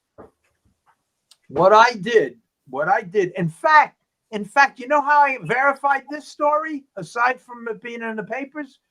Anthony, the guy Anthony that comes on here all the time, his uncle was the guy who got me all the jockeys, Cordero, Baez, all the top jockeys to take 5,000 if they were a favorite, a second choice. Every race that he could fix for me, I give him $1,000. And I told that whole story. And then Anthony, that's how Anthony got in touch with me. He says, you know, he was my uncle. I know about this story. We have a video, we have an audio because he went to jail for 7 years. He wouldn't rat on me. He went to jail for 7 years. And then when he come out, they did a tape that me and him have. Wow. The only reason we didn't release the tape is because Con Erico's son wants to make a movie. But the bottom line was this. It would cost, I give him $1,000 because they all respected Connor. He was one of the older jockeys, basically retired, but kept his license, used to go to the paddock all the time. And he knew Cordero and all the leading jockeys very, very well. And what he did was the two first and second choice got 5,000 and the third and fourth choice got 2,500. And if he got another guy, a fifth guy, they got 2,500. So it cost me like 25,000 to fix a race. All I wanted to do, and then I give him 5,000 if he got 5 guys dead. So every race that he did, he made 1,000 for each guy he got. So let's say he got 5 guys. He made 5,000 for that race. Sometimes he did 2 or 3 in a day. Sometimes he did 1. And all I did was want to double my money. So all I would do is box the remaining horses. And naturally, I had the first, second, and third choice out of it, so I always got a good return. But the least I ever made on every race was double my money. So if I invested 20, 30,000 in a race, I'd get back 80,000, 100,000, like that. I had 3 runners, and that's how I made all the money, because I was spending probably, oh God, maybe $100,000 sometimes every 2 weeks, sending these kids to the thing. It cost me and Slusky $300,000 to rebuild that church. They wanted the church burns down. The only church in Monticello, it burns down. The priest comes into the paddock. At that time in '73, I think it was, half the drivers there were living in tack rooms. They had no money. Nobody had any money. And he comes into the paddock and he wants to. So I make a meeting with him in Charles's office the following day. I said, don't ask these guys for nothing. They don't have nothing. So next morning I go up and Charles says, Larry, what do you think? I says, take a certain percent out of the purse. He says, well, it ain't that easy to do. You got to. I says, look, whatever you want to put up, I'll match it. But you got to let me cash checks up to tell Schoolmaker in the information booth at the track that I can, whatever check I come with, because I'm on a juggle. And he knew the juggle because whenever I was short, he would give me money. But he allowed me to cash $50,000. I says, every week, just cash the $50,000 for me. I'll make it good during the week. Back then, that's why I had the 3-state kite going. Because back then in 1973, they had no computers. They had nothing. Right. So I have all the checking accounts and savings and loan banks where it took 10, 12 days for it to clear. So I had a good juggle going. So, but in the meantime, I still put up 150, 200,000 to rebuild that church. And then the kicker was, and I think I told this in the book, the kicker was my mother was babysitting for this girl, really nice girl. Her name was Lynn. She drove school buses. And my brother knows this story too. And she wasn't married. She got pregnant. She had this baby. So I moved my mother up to Monticello when my father died. So my mother was babysitting for the baby. So my mother calls me up and she says, come over to the house. Lynn wants to talk to you. She wants me to be the godfather. So I says, all right. I don't know what a godfather was. I said, okay, I'll be the godfather. But so I said, just tell me what I have to do. She calls me up 2 days later and she's crying. And she says, the priest won't baptize my kid because I'm not married. And I says, okay. I went to the church and I says, can I see you outside, the priest? And I says, this girl called you up. He says, yeah, I can't. She's not married. It's a sin. I said, let me tell you something. You call this girl up. Here's her number. You call her up. You baptize this kid this Sunday or whatever day it is, or I'll burn this fucking church down. I built it. I'll burn it down. She got the call and the kid got baptized. So anyway, I don't know how I got into that story, but this is all the shit that I've been through. That's why sometimes I get a little, I don't do it no more, thanks to you, Joe. Sometimes with these comments that come up, you know, these stupid fucking comments that come up, I get crazy. Thanks to me, I keep you in check once in a while, Larry. Yeah. The things that these guys doing, they think they're tough guys. I did when I was 14. 15, I know. 16. And Sal, our stories are very similar, right, Sal? And Larry, you may have been the best, but Joe was probably second best. yeah, I know. Joe has it. I know the ambulance story, the whole bit. I know. Yeah, he might have been second best. The ambulance story is a classic. The ambulance story. Bill, you know the ambulance story? When the Twins won the World Series. You know the ambulance story, Billy? No, I never heard that one. You want to hear it? Sure, absolutely, yeah. No. I'm betting with this new bookmaker, right? And the first week I win, it's like 5,000-7,000. I don't even remember what it was. I win. This big, what do you call these sumo wrestler guys comes. He was like big as a piano. This guy, he had black gloves on. His fists were like double the size of my fist. He handed me the money. He says, listen, we'll be here every Tuesday night. The way we pay you, we want to get paid. No problem. So they pay me the first week. The second week comes, I think it was like 8,000 or 10,000 I lost. I don't remember the exact number. They come, I'm in the paddock, and Eddie Keppel, you remember the old security guard in Yonkers, Ed Keppel? Yeah. Well, he calls me to the gate. He says, Joe, there's 3 guys down here that are looking for you. They don't look like owners. They don't have licenses, but they're looking for you. I said, Eddie, tell him I'm not in. He said, I already told him you're in. So I said, oh, boy. So I go to Dan Daly's Honda shop, which was around the bend there. I said, Dan, do me a favor. I said, I got these 3 guys out there. I want to avoid them. Could you unlock your gate? And I want to go out your gate tonight. So I go to my buddy that's working there. I said, Bruce, listen, I'm going to leave my truck here. Pick me up in front of Daly's Honda shop. So I went out Daly's gate. I left. I got away with it. They don't know where I am. They have no idea. Next night, we're racing again. I still don't have the money. So I said, I get a call from Dan Daly, and he said, Joe, there's people waiting outside the gate. And sure enough, there's people waiting across from the race office. So I said, what am I going to do? So I saw Dick Welch. He was starting he was the starter. Yeah. I said, Dick, after the last race, do me a favor. Instead of going into the garage, come back, swing around, and pick me up. He said, what's the matter? I said, I'll tell you when you get here. He started laughing. I was friendly with Dick. As I told him the story, I said, listen, these guys are waiting for me. I owe them money. I said, I got to get away from them. They're big guys, you know. I says, So he says, all right. So he picks me up. He takes me out the maintenance gate. I meet my friend again, and he takes me home, whatever. Now, we don't race the next night. I think it was a Wednesday or Thursday. There's no racing. Friday comes, we're racing. Dick Welch calls me up at 6:30. He says, Joe, there's 3 guys in the back here in a Lincoln or a Cadillac. They've been here since 6 o'clock. And no one ever parks here except Mike Petnick, the maintenance guy, and the guys that drive the tractors, and me. we're the only guys who park here.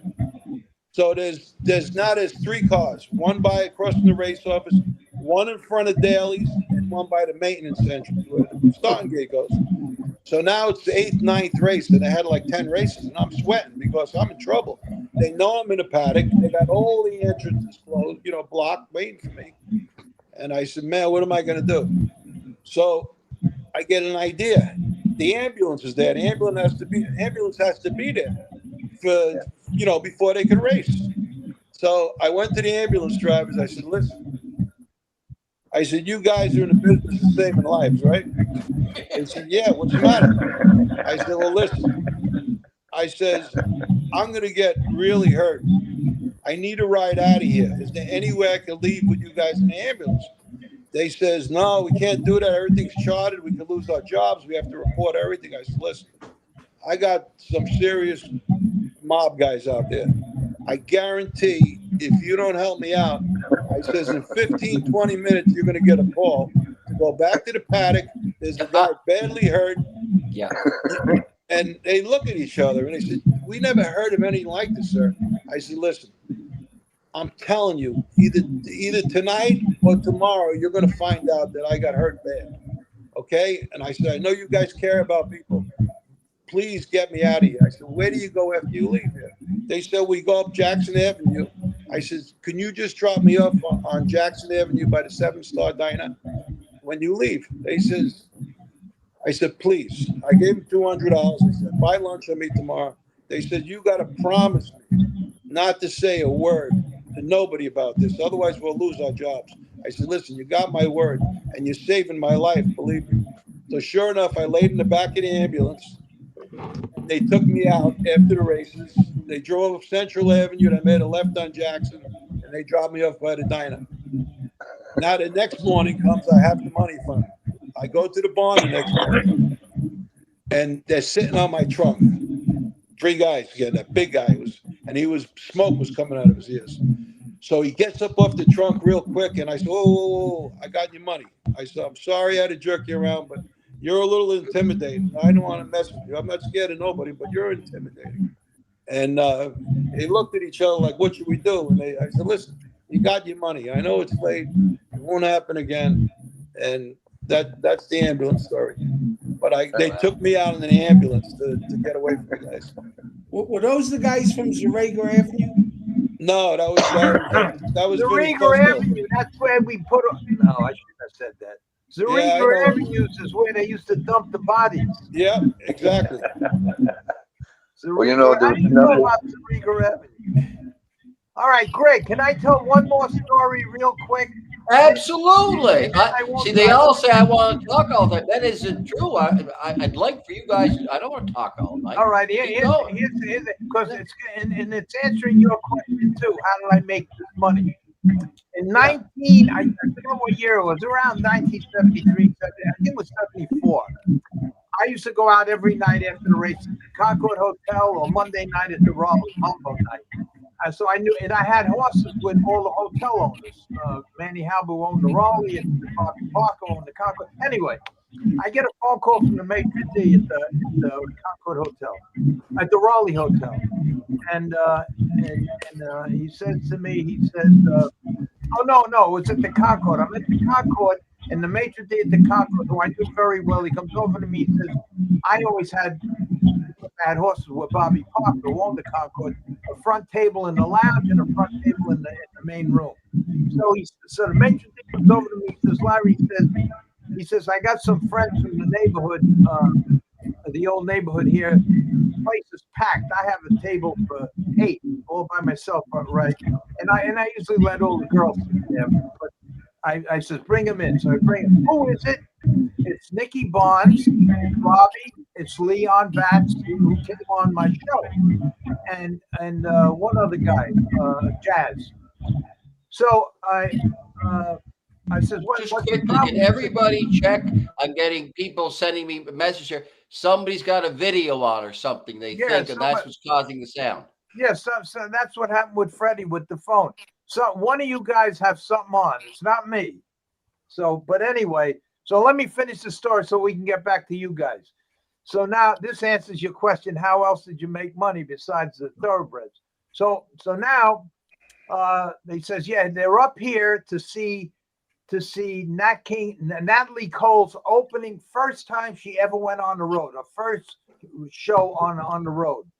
And it was at the Rolla Hotel. And they couldn't get rooms anyplace. They couldn't get in the show. They couldn't do nothing. So they're telling me this during the night. So next morning, I says, don't worry. I got him a room at the Concord. And the next morning, I go call Manny Halbert, who owned the Rolla Hotel. And I told him the whole story. They get front seats and everything else. Now they don't know what to do for me. And that's when I knew who they were. They were the biggest drug dealers in Harlem at the time. So they come to the racetrack that night, and we had dinner and everything. And now I says, all right, I used to try to fix the last race at Monticello every night. That was the trifecta. So anyway, I get up to the table. I said, okay, it was nice meeting you guys. I'll see you. And they still didn't know what I did. And I said, yeah, I race horses here. I have a horse in the last race. And then they says, what is, I said, you can't bet. You can't bet. I did something with the race. And I said, no handle up here. Just go home. And he says, no, listen. After the races, meet me at the Concord Hotel. I meet him at the Concord Hotel. He says, listen, I can get down $5,000 a position, meaning 5,000 win, 5,000 play, 5,000 show. I says, it's impossible. First of all, no bookmaker in the world is taking Monticello, much less 5,000 win places. No, Don't happen. It don't happen. He says, listen to me. He says, between me and my crew, we bet with Fat Tony Salerno, who was with the Genovese crew, the big, he's right down there, 114th Street in Harlem. So he says, we bet close to $2 million every weekend between all of us. He says, I'm sure he'll give me a courtesy bet. I says, well, go home, and if he does, call me back. Calls me back, they'll take 5,000 in position. Now, it ain't like fixing a race where you can get it's an 8-horse race, you get 4 guys dead, you box the other 4. That don't work no more. Now you have to have a winner. So how do you have a winner? You can't get 7 guys dead. You just got to have a winner.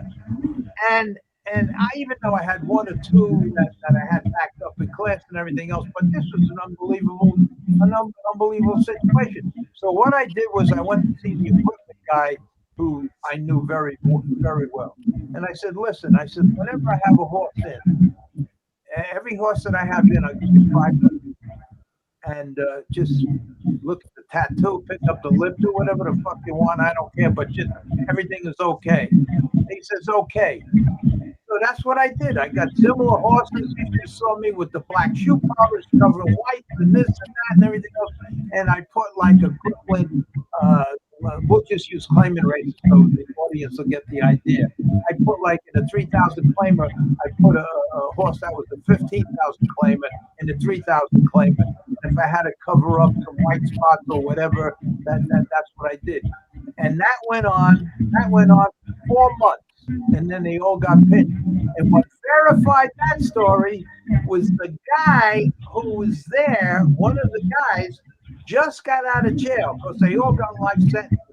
But Manny, Leon, he got 25 to life. He got out of jail, and he calls me up, and he says, I saw your podcast.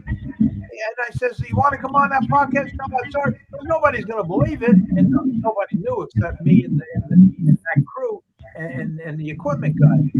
So he came on the podcast. And he said it right on the podcast. In fact, the night he came on my podcast, he drove in from Harlem, that section. He came in, he went and saw a friend of his in Newark and almost got killed. When he came on my show, I forget what episode it was, he had a lump on his head, about 15 stitches in his head. He wore a hat, and he had a big stab, a bunch of stitches down his back. But he told the story. So Gregory, that's how I made 15, 16, 20,000 a week here and there. I did whatever I had to do. All right, I am not saying no more. You know, I just thought about this. It's interesting. We cover all bases. We've gone from Sal and how he was so involved in getting legal gaming into Dover and everything. And Billy, Hey, was there's into one thing about horses. Sal you don't know. To this. Now here's the problem. There's one thing that Sal did that you don't know. What's that? There's one thing that Sal did that you don't know about. What? And I'm going to tell you. Okay. Sal was a lobster fisherman in between the horses. Yeah, he had a lobster boat. He used to get lobsters. Remember Sal? Me and Joe Scully. Yep. He was a lobster fisherman. Where did you do that, Sal? Well, the boat was In the moving Sound. to New Rochelle. Oh. New Rochelle, New York. Long Island How'd Sound. you end up doing Long that? Island Sound. How'd you end up doing that? Well, Joe's father drove an oil truck for BP Oil, and his run was in South Jersey and along the shore. And there was a lobster guy that he had met down there that was going out of business, so he had a bunch of traps that he wanted to sell. So we bought 25 traps, 30 traps, and we went into J&S Lobster, and we were selling lobsters, and we were selling them to the country clubs, places like that in Westchester County. And, we really didn't make a lot of money, but we had a lot of fun. But Joe hung a nickname on me, Sal Lobster. That's what he used to call me. Yep. For the lobster fishing. And my brother, rest his soul, was Pete Lobster. That's right. But Well, that I never knew. Yep. Well, all this good makes up for, Larry, what you did in the day, right? Yeah, Well, it was I kind have- of balanced it all out. What I said, the couple of stories that I told, I mean, there's a lot worse than that. But Sal, I don't think Sal knew that of me. And now I'm not going to ask him live. I'm going to call him. And Sal, I invented something that I think will make me a billionaire.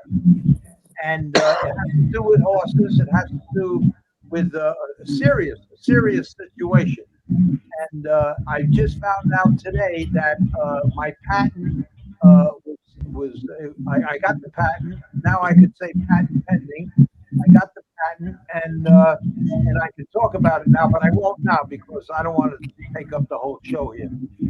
You give us a few minutes. Wait, now you've whet the appetite here. Give us a little bit of something. All right. I'll tell you real quick, and I'll tell you real quick. And I was racing in Hialeah. The years I was out of harness racing, I went into thoroughbreds under Alan Sewall's name. So I was always in action. And one day I'm sitting in Hialeah, and it's about 90 degrees out, and the humidity was murder. And every race, they come back, unsaddle them after the race, and they have 15, 20 hoses out there, and they're hosing them down. One or two horses collapsed if they were doing it. This is every day up there. Yeah. And I said, these poor horses. So for 30 years, I've been trying to do what I just figured out. It's the last. Joe knows about this. Joe's the only one I told at that time.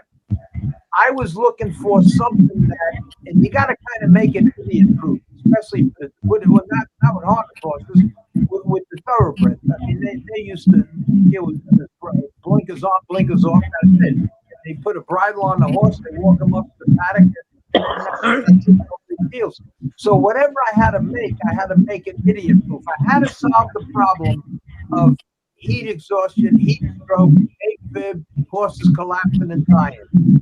That's the only thing of everything that they have records for. The only record that they don't have is the amount of horses that die every year from heart attack. They don't call it heart attack. They just call it sudden death, whatever it may be. Yeah. It's not a broken bone. They just call it Sudden death syndrome. No more investigations, like no more nothing. And this is worldwide. They do this. Now, half of the ones with broken bones, because I have a bunch of races where they were wobbly and then they fall down. They take the leg falling down, but it was really from heat stroke or heat exhaustion. So this is it. I started thinking into it a little bit, maybe 30 years ago. And I found out that, let's say a horse's temperature, we'll just use simple numbers. Say a horse's temperature going into the race is 100 degrees. By the time they go 1 mile, which is thoroughbred, say a minute and a half, their temperature goes from 100 degrees, especially in the sprint, from 100 degrees to 104, 105. If the horse is dehydrated, that's my biggest argument against racing. My biggest argument is against racing. But 62% of horses that die of heart attack or heat stroke were given lacing. When a horse is given lacing, he loses 4 gallons of water, of electrolytes and everything. Then he loses another 4 gallons of sweat in a race. These are facts. So now, if you lose 10%, 78%, 75% of the horse's body is water, fluid. If you lose 10% of that water, you're in serious trouble. Well, what I just said answers 90%. So anyway, now I'll get back to this. So now I'm trying to figure out how I can stop the temperature from rising, because the temperature's always, unless the horse is in perfect shape, the temperature's just border right around 104. When it's humid out, humidity is the killer. When it's humid out, the only way a horse can cool himself off is sweat. Humidity holds the horse sweat, holds everything down, holds it. Then some of them have black hoods that they put on them. Black absorbs every ounce of sunlight that's there, where white eliminates about white 98%. I take all that into consideration, and I come to the conclusion after 20 years, I can't find two things. I can't find a material that's idiot-proof where a groom can just put it on a cap and make it into a cap that will absorb the heat. There's no such thing out there. But then I found a guy who's a scientist, and I told him about this. And I says, can you make a gel that absorbs heat? And he says, yes. So I talked more and more about it. He made it, and then he says, okay, this is what I want to do. He says, well, because it's all the gels that are out there are water-based gels. There are out there. They make blankets out of them. They make pillows out of them. I says, it's no good. If it's only going to last for sure, that's no good. I told him what I needed it for. He said, let me make something that's not water-based. He finally made it about 2 months ago. He finally made it. Now, I'm paying him all this. I ain't doing it for free. I'm paying all this time. So now I really get into it. I start with the universities. I start with the vets. I start talking. I start doing all kinds of stuff. Now, here's the conclusion was, you can't stop that from happening. You can't stop the body temperature. It's the natural progression. But I can slow it down. I can slow it down for an hour before it gets to that temperature that's crucial. So if he goes a mile and the temperature goes to be 106, 107, they're dead. They collapse. They're dead. Now I have film and I have horses that do this. Anyway, so now. So you have an invention for yeah. I'm going to show you something.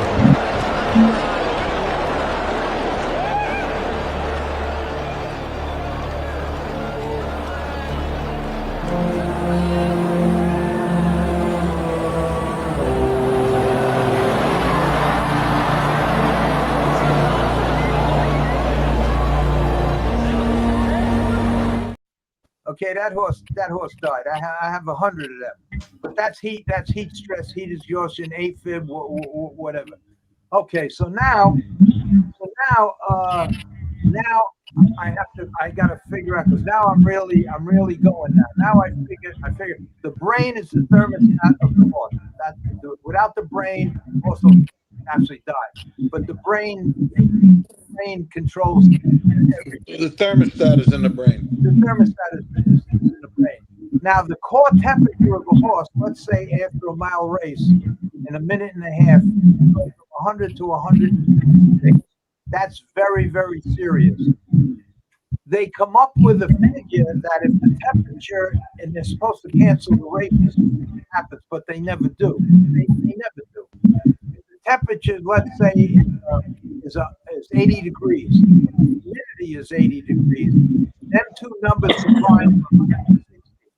The cutoff to stop racing is 130. And them two numbers, humidity and temperature, are more than 130. You shouldn't race a horse. Okay, now I have millions of documentation. I have facts and figures and everything else. Okay, but they do. They never, one time in the history of the United States, they canceled one race because the humidity was so bad they never did. So anyway, Larry, get to the now, invention. what? Get to Yeah, the we got, invention. and they're still complaining about the sound. Does anybody have something on they don't know about? Because I keep having trouble hearing you. Somebody is talking. Okay, I'm gonna mute mine again. Yeah, the sound went away. Sound went away. Okay, but Billy can't. Can you hear us, Billy? Okay, all right. So now, okay. So now I got to figure out how to slow the process down, the heat from getting that hot. Now here's the problem: in a 1.5 mile race, the heart pumps 96 gallons of blood through the system. Only 15% of that blood goes through the brain.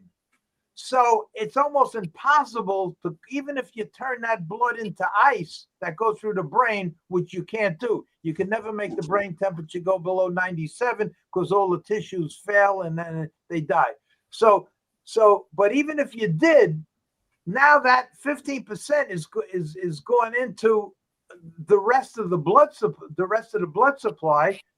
And it gets just as hot. It don't work. It's like putting a drop of cold water into a cup of black coffee. So anyway, and the brain is only as big as your fist, and it's right between the ears, with the most blood coming in from up by the veins right into the front of the brain. Okay, so now I created, and this was the other problem I had.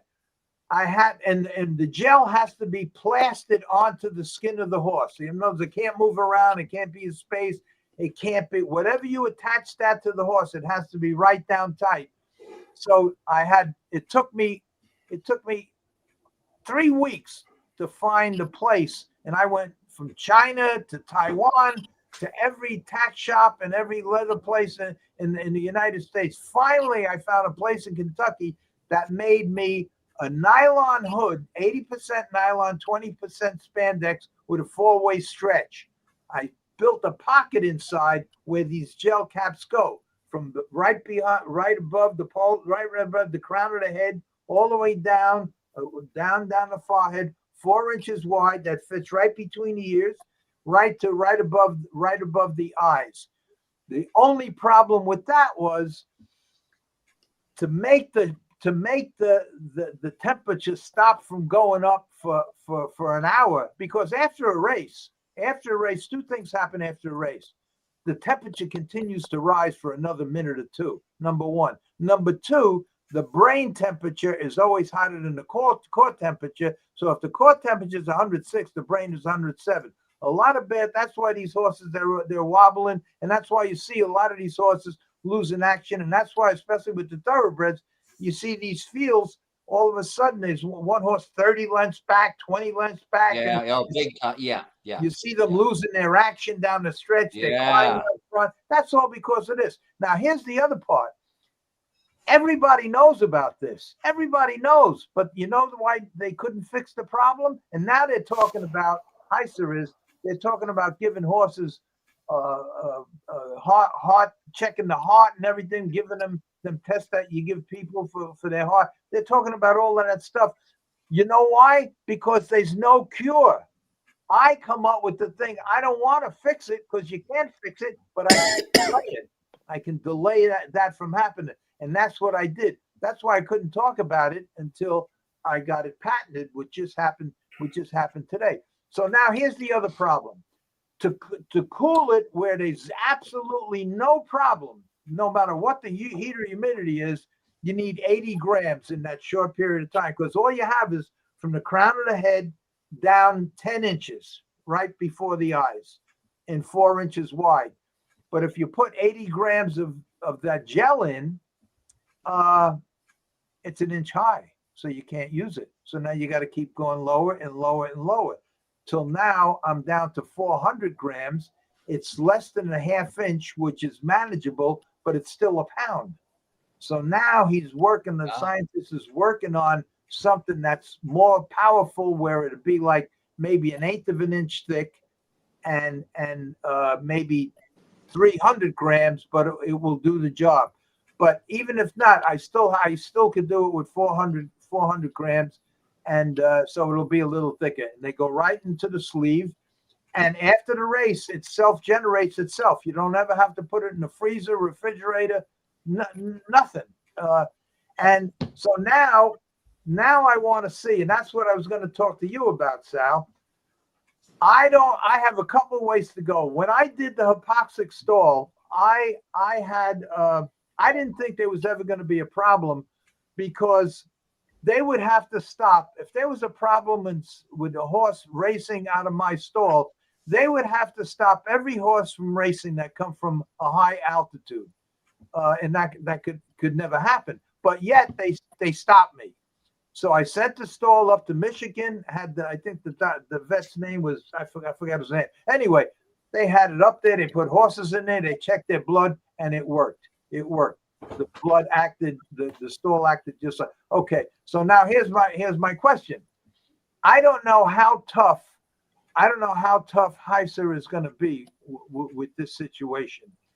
I don't. But if they almost, because they were created to protect the horse and protect the public.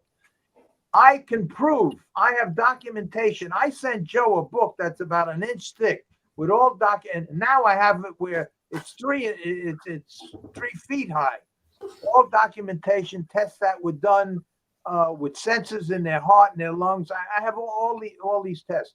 I can prove everything, and I want to see how could they possibly stop me.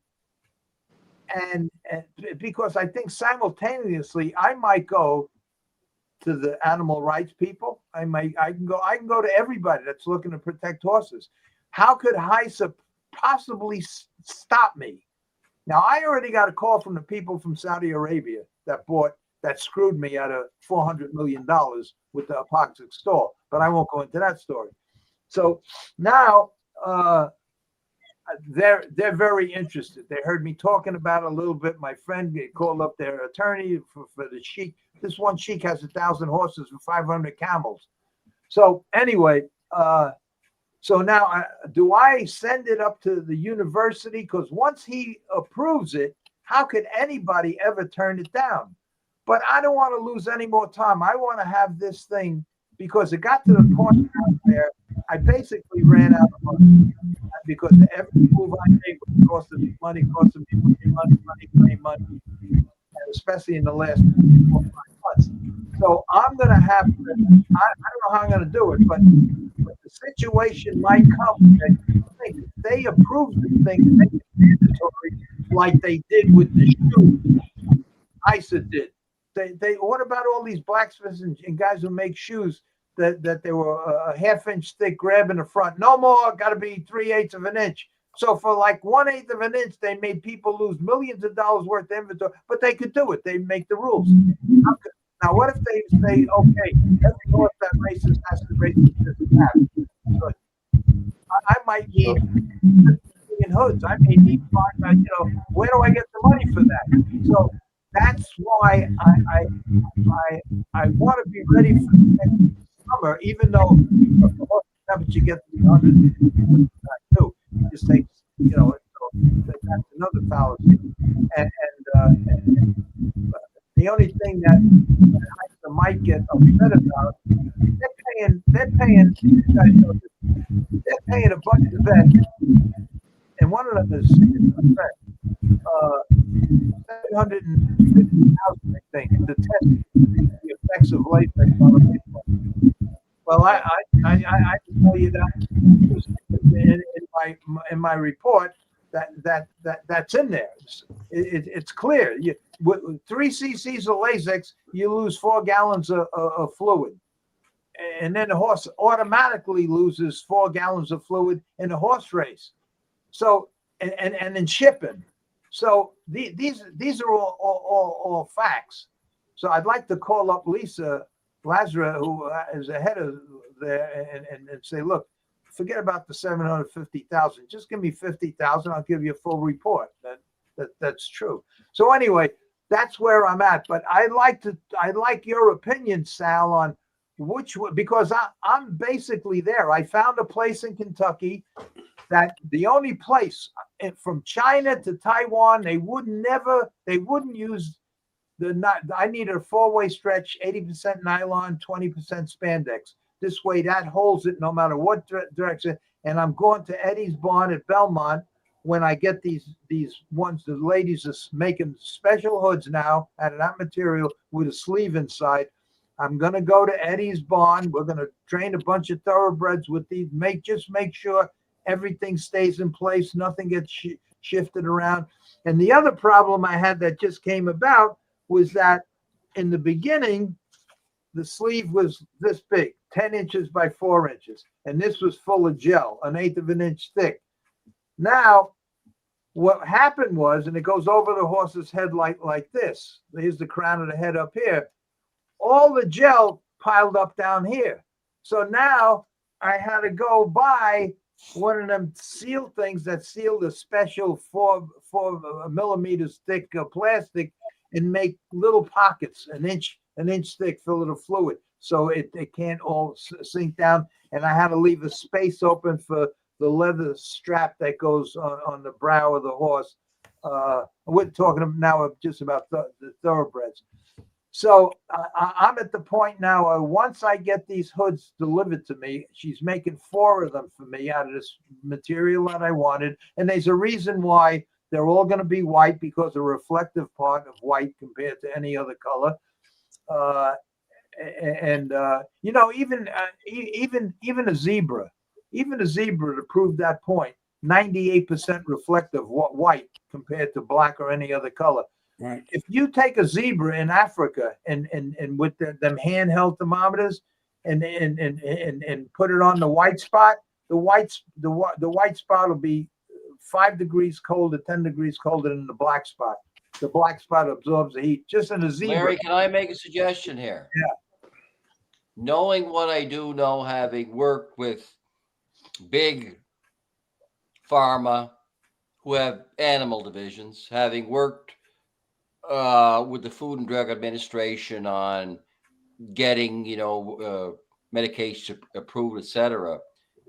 To me, it sounds like what you'd have to do to get it, that you could get respect, if you will, is if you could convince, one of Big Pharma's animal health division that this is a good thing, and they might be able to get it to market. I don't know, HISA or anybody, what the situation would be. Is there a medication in this gel? No, it's not toxic with no chemicals in it. Well, what is it? It's a gel that he invented through salts and this and that and everything. Okay. And he keeps changing it now to make it better, because I would love for it to last for with the 800 grams and the way he changes it, I could make it last for 6-7 hours. He's trying to concentrate it. He's trying to concentrate it. Yeah. So I get that, but to get it to I think you could be calling HISA, or as I call them, HISA, horse racing integrity, not integrity. They all say HISA, I say HISA. Well, and they should say it's something better because it's not a brand. People will say HISA, HISA. What FLA is that? Yeah, 4-letter acronym. Wouldn't mean much to them. Anyway, I think you'd have to, as I say, to get some respect. I think you can call it HISA, you're full of faith, and they're just going to tell you what they're doing. Blah, blah, blah, yada, yada, yada. What do you think, Sal? You're around more of this than we are. Well, what you probably use is a good endorsement. and someone with big money that would get behind you. You know what my friend suggested? Who's that trainer? Who's that owner that has $1 billion? He sold a water company. Mike Rapoli. Yeah. Mike Rapoli. They got me his phone number, but I'm not ready to call him yet, and I don't know if I should call him. I think he's on the board of HISA. I don't know what way to do. For the last 3-4 months, he looks like a pretty open guy that probably would talk to you. What do you think of that, Sal? Yeah, but I'm not ready. I'm not ready for that yet. I'm still no. And you're right. You don't pull that trigger till you're ready. He's from your neighborhood though too. He's from Queens, Rapoli. Yeah. He's originally from Queens. He sold vitamin water to Coca-Cola. Right. You got to get in touch with Bo Derek. She's very involved in that. I tried. Well, she is involved with the Thoroughbreds, yeah. Yeah, but no more. I got in touch with her. She's out of it completely for the last 10 years. I saw her the other day at the Breeders' Cup in the Winner's Circle. Yeah, she allows them to use her name, but she makes no decisions at all. She don't get involved. Okay. But she wouldn't be strong enough anyway. She would. We like the idea, but I think we got to know where we're going to go. It's getting close to 10:30. And I'm thinking that should be enough. Everybody's getting a little tired. Can we agree on that? That's fine. So let me Billy O the fact that. Any closing statements? No, I want to get Billy O on here for a few minutes because we had to mute him. I got to ask him a few questions. Let me just say this to Sal. Sal, I got your email. I'm going to send you all the information that I got up to this point because I was going to make a video. And I guess that because I'm not good at that. I keep making mistakes. So I wrote it out. I got it almost complete. I sent it to Joe. I got it almost complete. The only thing I don't have finished is the finished product. I have it, but I don't have it where I give you the exact amount. But I'm going to send it to you. I want you to read it, Sal, and then tell me what you think. And because I'm at once these girls send me these blinkers, and I tested it out on, I'm ready for the next step. The only problem is I don't know what the next step is. And I don't want to blow this because I know one thing for sure. If this thing, I know it works. I even bought a couple of them cameras, things that cost $400, and they show up red, white, and everything else. That's what I'm using rather than frame with a sensor. But after this, I don't know the next step, but I want to get going before the summer months come. And so right now, I don't want to think of the next step because if I would have thought of the first step, by the time I never would have did it. I would have stopped. I went through a lot of bullshit. And then if you want, I mean, you got to do a 100 click order and pay up front, and then you got to wait a month, maybe. And so, but I got lucky. She was very, very nice, and it's just what I want.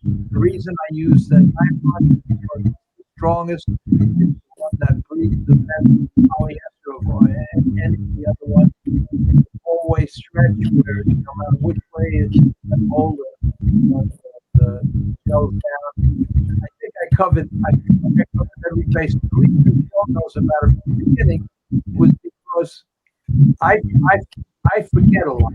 I got to write everything down. Everything I've done up to this point, and I'm not always right. I make mistakes. So I asked Joe. I sent Joe. I sent the thing to Joe. I sent one to Freddie. I sent one to Anthony. Everybody who read it said this can. Now I'm going to send one to you now. And all right, send it to me. Send it to me. I'll send it to you tomorrow. I got your email. I'll send it to you tomorrow. I wouldn't get involved with producing anything in China because your patents don't mean nothing over there. No, I know that, but I'm not good. I found these ladies here. The only problem with these ladies is they made the silks. I lucked out. They made the silks for all the top jockeys. They make the blinkers secondary. It's two ladies or three ladies that do everything by hand. Very, very nice. They got a big operation there, because you see on their website. And they were very, very nice. And I said, listen, I said, you may not want to do this, but please think about it. It could be very, very big. And I really don't want to have to deal with China. Because the other problem I have is that when I measured the length that I cover, I had to stop right behind the ears because the bridle goes there. So I had to stop right at the crown of the head and go down from there. The other problem that I had was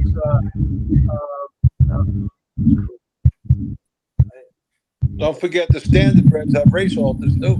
yeah, but Joe, if we got thoroughbreds, I don't need standardbreds would be easy. Standardbreds would be easy. Listen, all the standardbreds put the hood on first. The other thing is, after thoroughbreds put the hood on over the bridle. You can't go that way. It has to the bridle. The standardbreds put the hood on first, and not the thoroughbreds do the opposite. So the only problem I have is the ladies.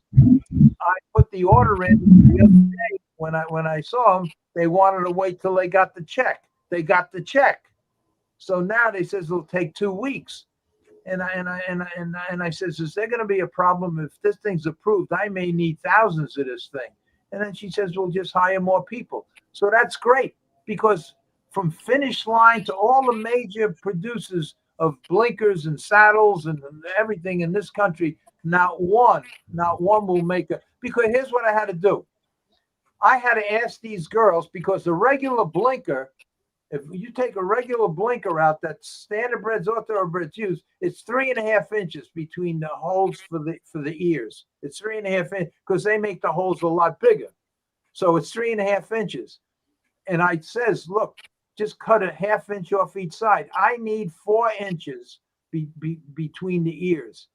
So, and even if they take a 1/2 inch off that circle that the ears go through, it's going to be a little smaller, but there's still plenty of room for a horse's ears, because one of the Heiss's rules is you can't obstruct the vision or the movement of the ears. So, but they agreed to do it. They're going to widen the holes for the ears. They're going to widen that 1 inch, a 1/2 inch on each side, and they're going to sew the pocket in for me. It was like God sent. So I think God really wants me to do this. So we'll see. After I send you this stuff, Sal, you're going to see. You're going to see, because everything I said makes sense. The only thing that Heisen might get mad about, because they're up in the air about the Lasix thing. But look, if a horse is going to lose 4 gallons of fluid, you know, but you're not, Larry. Right. You're not in a position to fight that fight. The Lasix thing, no, that's been debated for years. And I can tell you this, though. When I used to do the media training for the American Association of Equine Practitioners, these were the veteran. They'd have spokesperson. It was called on call. So they'd show up at the Triple Crown race, like the Derby, the Breeders' Cup, and even the Hamiltonian. Something happened, they'd be there to interview the media. The problem with this is that in those days, there were no studies that clearly showed that Lasix will stop exercise-induced pulmonary hemorrhage. Equine exercise pulmonary hemorrhage. Now there are many studies. Like Billy Owen reading this. If you got one that bleeds, you give it Lasix, and you're talking to a guy. I look back in my claiming days. My big thing was taking them off Lasix, and they all go better because they were on it for years and they were doing no good. My point is, though, there are so many of them that do need it, and it does stop them from bleeding. The problem is the thoroughbreds. They give it to all of them. I own them. I say, but when are you going to race them? Well, I got to get them on Lasix. Does you bleed? No. Why do you like? Well, I put all mine on. So they've created the problem. It's just way overused Lasix. Here's the bottom line. It's easy to get on and hard to get off. It should be the other way around. It should be hard to get on it and easy to get off. In other words, try him once or twice and he doesn't stop the bleeding, boom, he's off it. No, they do it the other way. I think don't do it in Ontario, Billy. Something like if you go on, you got to sit out 100 days or something, isn't it? Right, yeah. And not only that, you're only allowed to give 5 ml in Ontario, and a lot of them, that's not enough. So again, the whole Lasix thing that they really done stupid things with it, but I can tell you, the last guy that you think, because I was the vet would even say to me, I can't believe you're putting them on Lasix. Every one I put on over my career, let's say half a dozen, and I'll bet you I took 60 out. The 6 that needed it, boom, they stopped bleeding. There's a lot better stuff than Lasix that really does stop bleeding. It's just a diuretic, and the study is Lasix peaks between 45 minutes and an hour and 15 minutes. Yeah, they give it 4 hours. Ridiculous. Yeah, it makes a lot of sense, right? Yeah, it's like taking an Advil today for a headache you're going to have tomorrow. You're going to get next week. It's like Biden's preempted pardons. Right. He gave him 10 years in advance. Well, anyway, I gotta go too, guys. Good night. Do you have some questions, Greg? You like George Costanza and end on a high note, leave them wanting more, not less. All right. What, do you have a question? Do you have a question, you said? Thank you all for. Yeah, no, we're finished. 10:30. I said I get it over by 10. Okay. Going on. If you guys want to keep going, I don't care. You can go all night if you want. Are there a lot of questions? What's the consensus? What? Are there a lot of questions? No, everybody left. A few like. Okay. A few like somebody was asking about MGM, and Sal said that a few weeks ago. Leonard Weinberg asked, why MGM is not going to do it. Well, Sal says because the bricks and mortar aren't worth it anymore, so they didn't want to take the chance, right, Sal? Probably. Well, that's the theory, but I don't know if it's correct. That's Makes what sense. I think. Yeah, they haven't said that. But I think that's probably that factors in. All right. Well, Thank you good all seeing for you coming guys. on. All right. Billy, I hope you heal up quick. I hope you get better. Get better, Billy. Thank you all. Thanks everybody for coming. Take care. Okay. Good night, everybody. Sal, I'll see you, Larry, Good night. Greg, Good Billy, night. me. Good night, everybody. I'll send you that in the morning. All right. Thanks, Larry. Bye. Good night. Good night. Good night. Good night, everybody. I'm just going to bed.